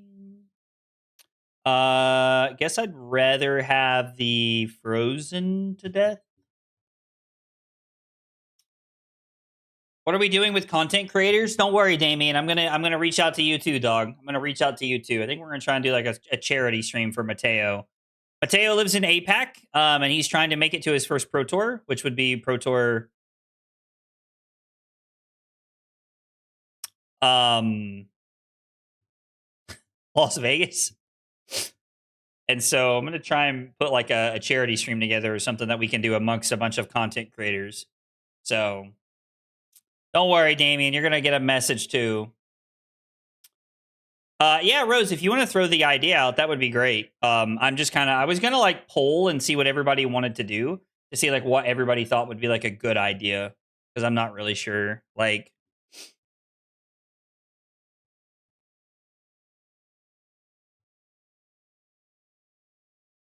I mean, are we just going to throw the Autumn's Touch? Feels kind of lame. We could. Yeah, they gave up Oblivion, so we're cooked. Our arsenal sucks. Hey, Martin, what's up, buddy? You laugh, you lose challenge? I would be out so fast if that were the case. I'm so bad at that. I guess we're just gonna do this. Ew. Ay, ay, ay, ay, ay. Those like you laugh, you lose challenges I'm so bad at. It might sound wicked, but you should channel like Frigid and Peak. I mean, we can't keep the CLF, right? If you laugh, you donate $100. So for anybody who does not know, I already donated $100 to Mateo's cause in hopes of trying to help.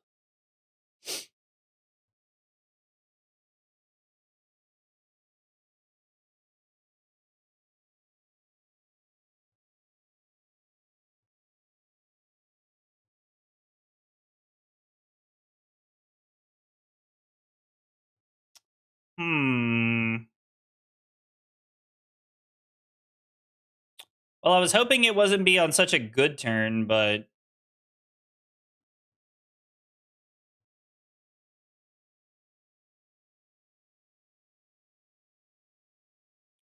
four rune chance on the back end is a lot. This stalagmite's not going to do anything. I'm pretty sure you're not going to Vegas. Now that might be true, Brad. That might be true.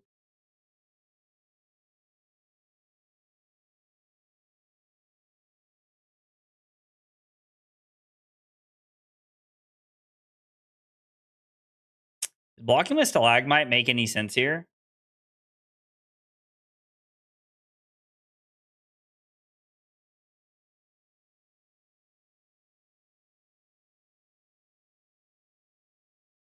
This does not feel like... I mean, I think we're just supposed to take two, right? No, I don't think we are. Let's make this awkward. The Frostbite could matter. I don't know that it will, but it could.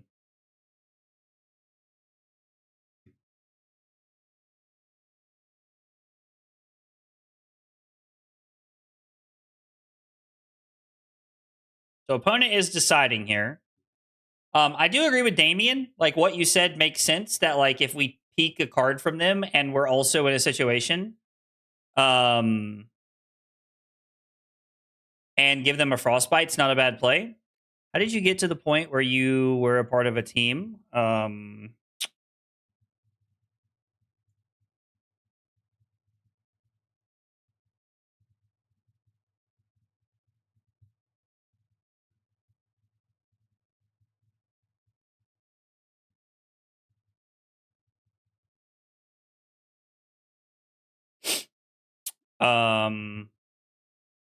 Sorry, I'm trying to respond to my opponent.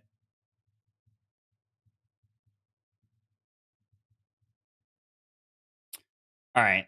Our opponent was all right. They were willing to pitch their card in hand. I was just like explaining to our opponent that like they asked like how I got on a team and stuff like that, and just explaining to them that like like honestly, I just became friends with really good people in the Flesh and Blood space. I mean, I think being on the team that I'm on and being in the position that I'm in with like the people that I'm friends with has honestly just been like a pretty like happy circumstance. Oh wow, our opponent lives in New York City. I mean, or they play in the New York City scene. I mean, there's a lot of big names up there. Shit, I got motion twin. I always think of that like clip from like Jinxie. That's what I think of when you said that. All right, so they break the combat chain.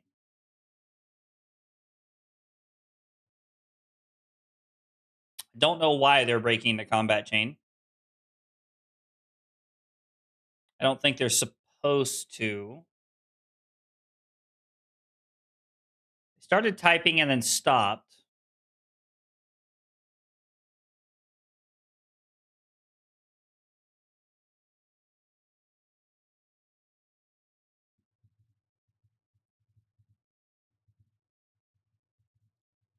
By activating Tunic in response to Stalag trigger. I'm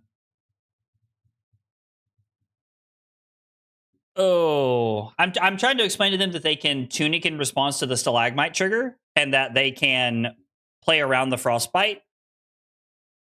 Because I would like for them to do that so that we can play a better game.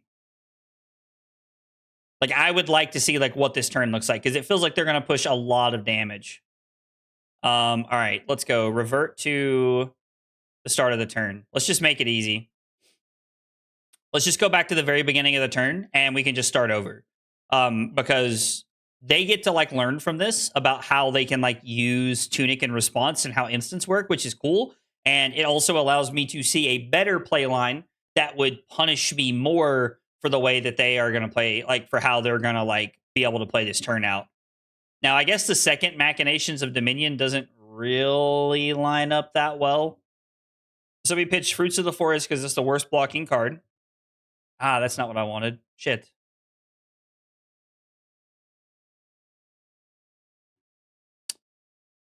I meant to click the one. I meant to click the one like a boob. And I hit spacebar too many times. I will say, it's funny, like, I don't know if there's anybody in the chat who are like old school Magic players. But like, like if you click too many times on Moto, there is no going back. Like, get wrecked. And I'm much more used to that than I am anything. And so like now like Talishar has made me very lazy, I feel like, when it comes to like clicking through turns and steps.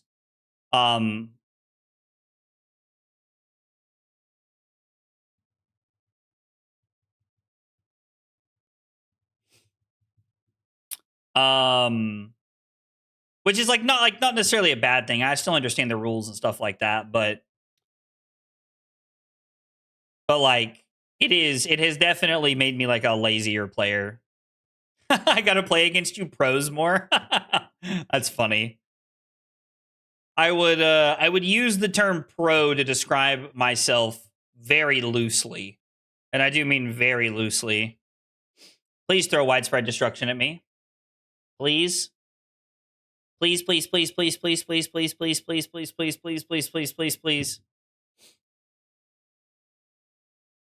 Oh wait, this has go again? But it doesn't matter, right?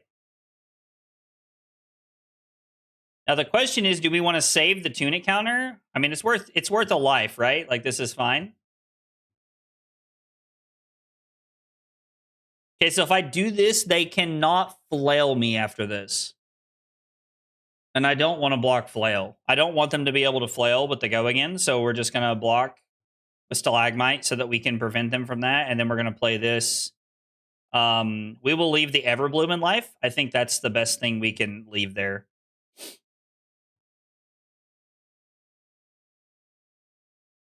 You pros while Arsenal is totally bricked is very funny. Damien, you are definitely a pro, dog. You're definitely a pro. I definitely don't think of myself as like a professional Flesh and Blood player. Like I don't think I am by any stretch of the imagination. I just don't think I'm good enough to call myself that. Maybe if we win a pro tour, we'll talk about that. But until then, I don't think so. Just like I don't know. I play the game all the time. Like I play a lot of the game, but I don't know. He said this is a revolutionary discovery. Opponent doesn't know our arsenal sucks. It's like Arouse the Ancients or something. Bro, you have no idea how much it hurts me to think back to the time my arsenal roused the Ancients. Calling Singapore, winning into top 8. I arsenal roused the Ancients when I should not have, and it cost me the game.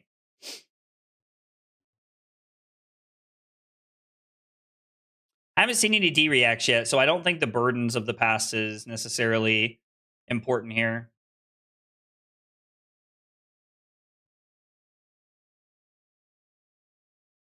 And then Shelter for a D-react. I was going to block with the burdens, but I don't see a reason to. We're just going to keep taking cards out of their hand with Coronet Peak from here. Worst moment, Arsenal Rouse or no Greaves into Prism? Definitely no Greaves into Prism. Because that one is recorded. Like, I can go back and relive that one. It makes me want to cry a little bit.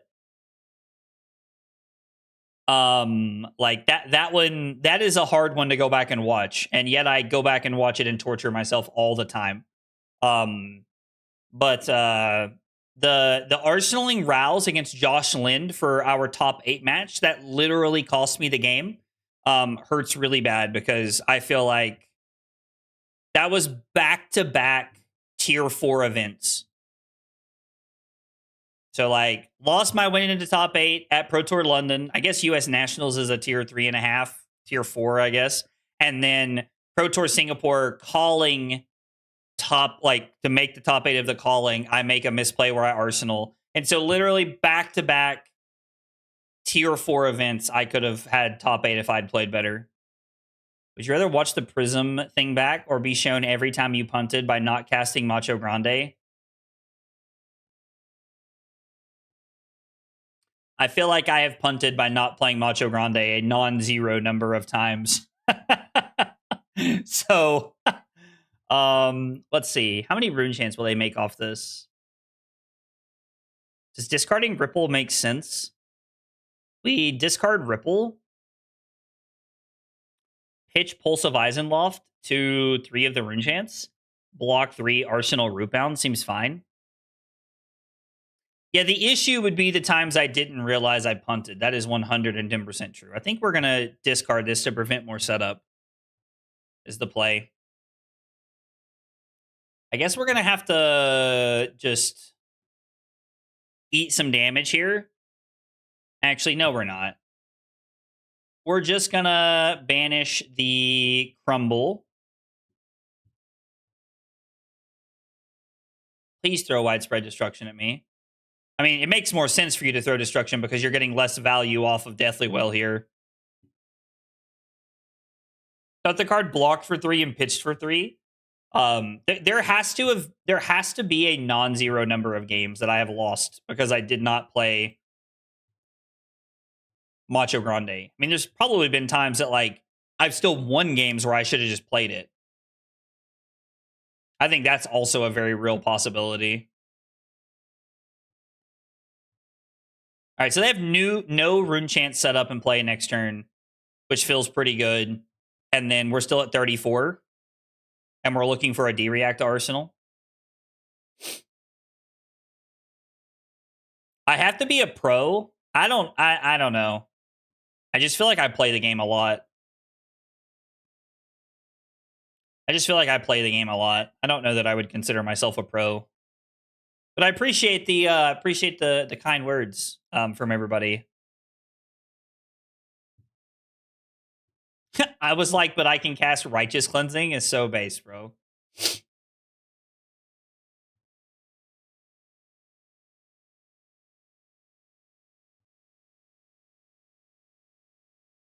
you have 4 Rune Chants and a Deathly Will. So pitch Burdens of the Past, Tunic, and Overcrowded. Ooh. Ew. I don't like that. I don't like that one bit. We're just blocking with this, right? And now we're just pitching the Plow Under is the plan here. So we're just gonna, yeah, we'll just save the Tunic and pitch the Plow Under. I don't think there's a reason to keep anything here. Are we better off? No, I really like keeping the Oakenold here. It's a really good arsenal. Or I can block the Flail with it. Either one seems fine. Probably just supposed to give 2 cards there. Like if they flail, they go to 13, and then I get to cover here. They do make 2 Rune Chants on the back end if they didn't break the combat chain.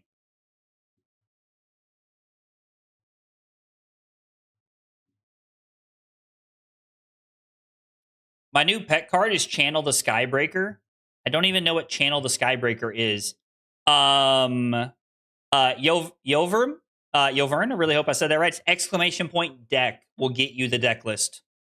Exclamation point deck will get you the deck list. When I told my dad I qualified for the Pro Tour, he said, so that means you're a pro? Means you're a pro since you're on the Pro Tour, right? Honestly, Vertov, I like that. I like that. That's a really cool way to think about that. So, I mean, honestly, your dad sounds really supportive as well. No, Damien, I don't think you understood. When I said, what is Channel the Skybreaker? I mean, literally, what is Channel the Skybreaker? I don't even know what that card says, dog.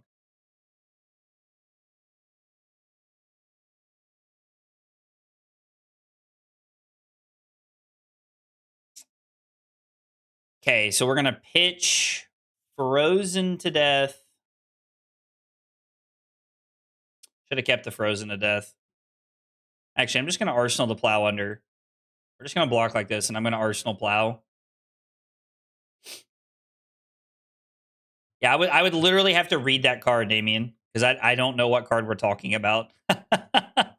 Which is kind of funny within itself, I feel like, but that I don't know what card we're talking about. It's my super awesome pet card. You should look at it sometime. I'll check it out, Damien. I'll check it out, dog.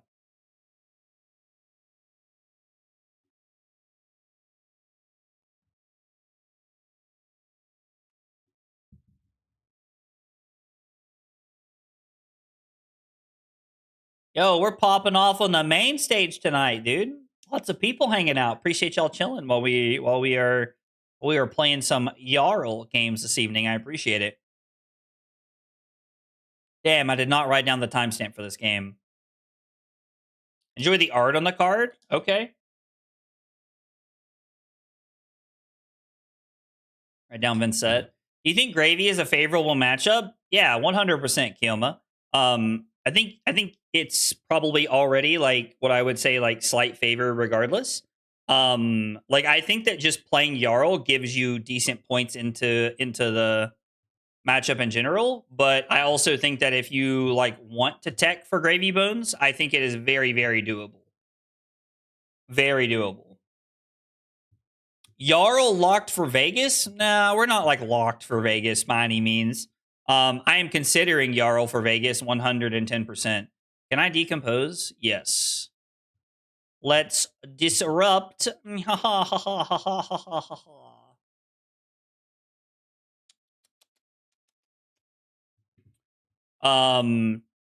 not locked in anything yet, but Jarl's on the short list. So right now, for anybody who's watching this later, the short list of decks I am considering are Dash.io, Fi, Jarl, and Gravy Bones are the 4 decks that are on my list right now.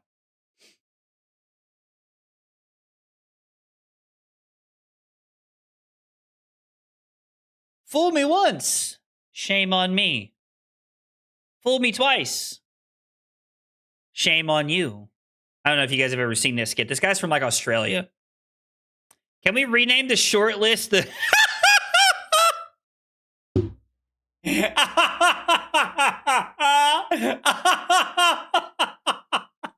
Oh, I can't wait to say that to him later.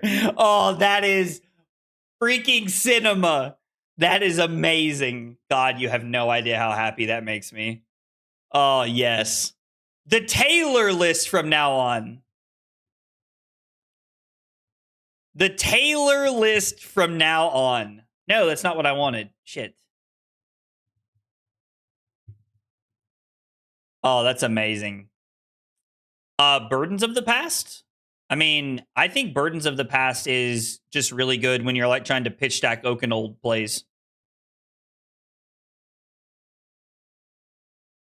Put that on the podcast and tell him I say hi. You got it, Dub. You got it. Why are you so mean to me? That's right. Tell him, Key. Tell him. Oh, man. All right, so, I mean, we're just arsenaling the sink below here. It's just the safest play, right? Like, I think our opponent was not prepared to play against Fatigue. I just do not feel like they were prepared to play against Fatigue here. Attack us. Do not break the chain. There you go. There you go. I really don't want to let this hit. I'm giving up a sink below for 2 value.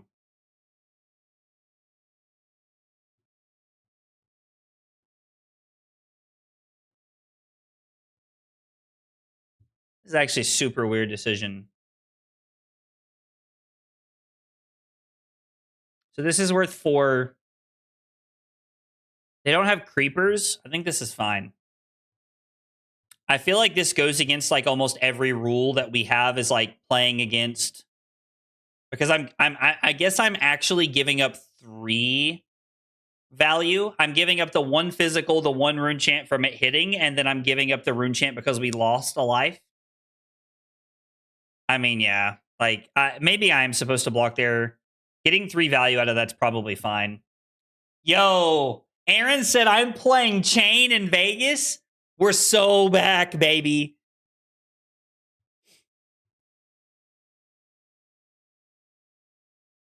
Burdens of the Past is at its best when your opponent and reads and goes, oh, that's bad. Did you keep the deep blue I gave you? Are you talking about the cold foil one that you like gave me in passing because you did not want? If this is the one we're talking about from US Nats, no. I'm sorry. I did not keep that one. I did not realize that that was special. All right, so I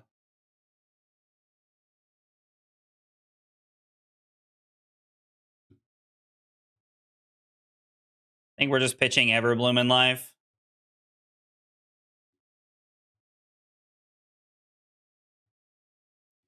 This is 7 go again. So we give Frozen to Death. We can keep the Crumble for... There's 1 fuse left, technically. Did we bottom the Crumble here? I think the answer is yes, right? Like, there's no rune chance on the back end. I opened a case of First Ed Tales and got like 3. Bro, that's hilarious.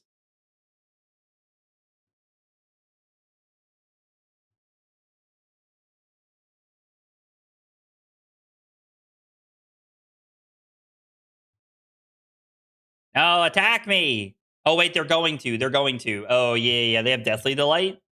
Deathly Delight's actually like kind of stonks here, right? It's kind of cool. Kind of a sweet play. I mean, I don't think it matters. I think we're winning the fatigue battle here regardless, but we always draw the best cards off sync. Do you guys remember when I streamed with Damien a few weeks ago?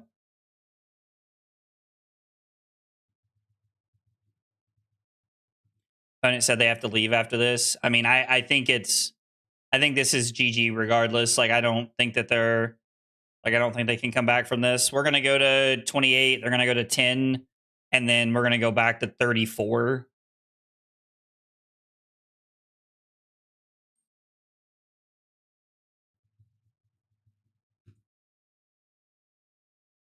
Yep, they go to 10, we go to 34. God, Fiddler's Green is so dumb.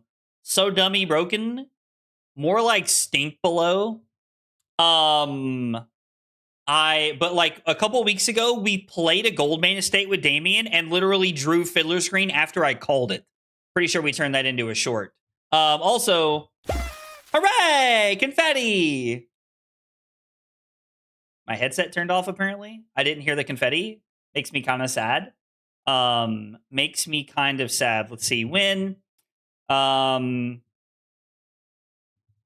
Up had some sequencing that would have benefited them more. Fatigue plan of block and peak kept them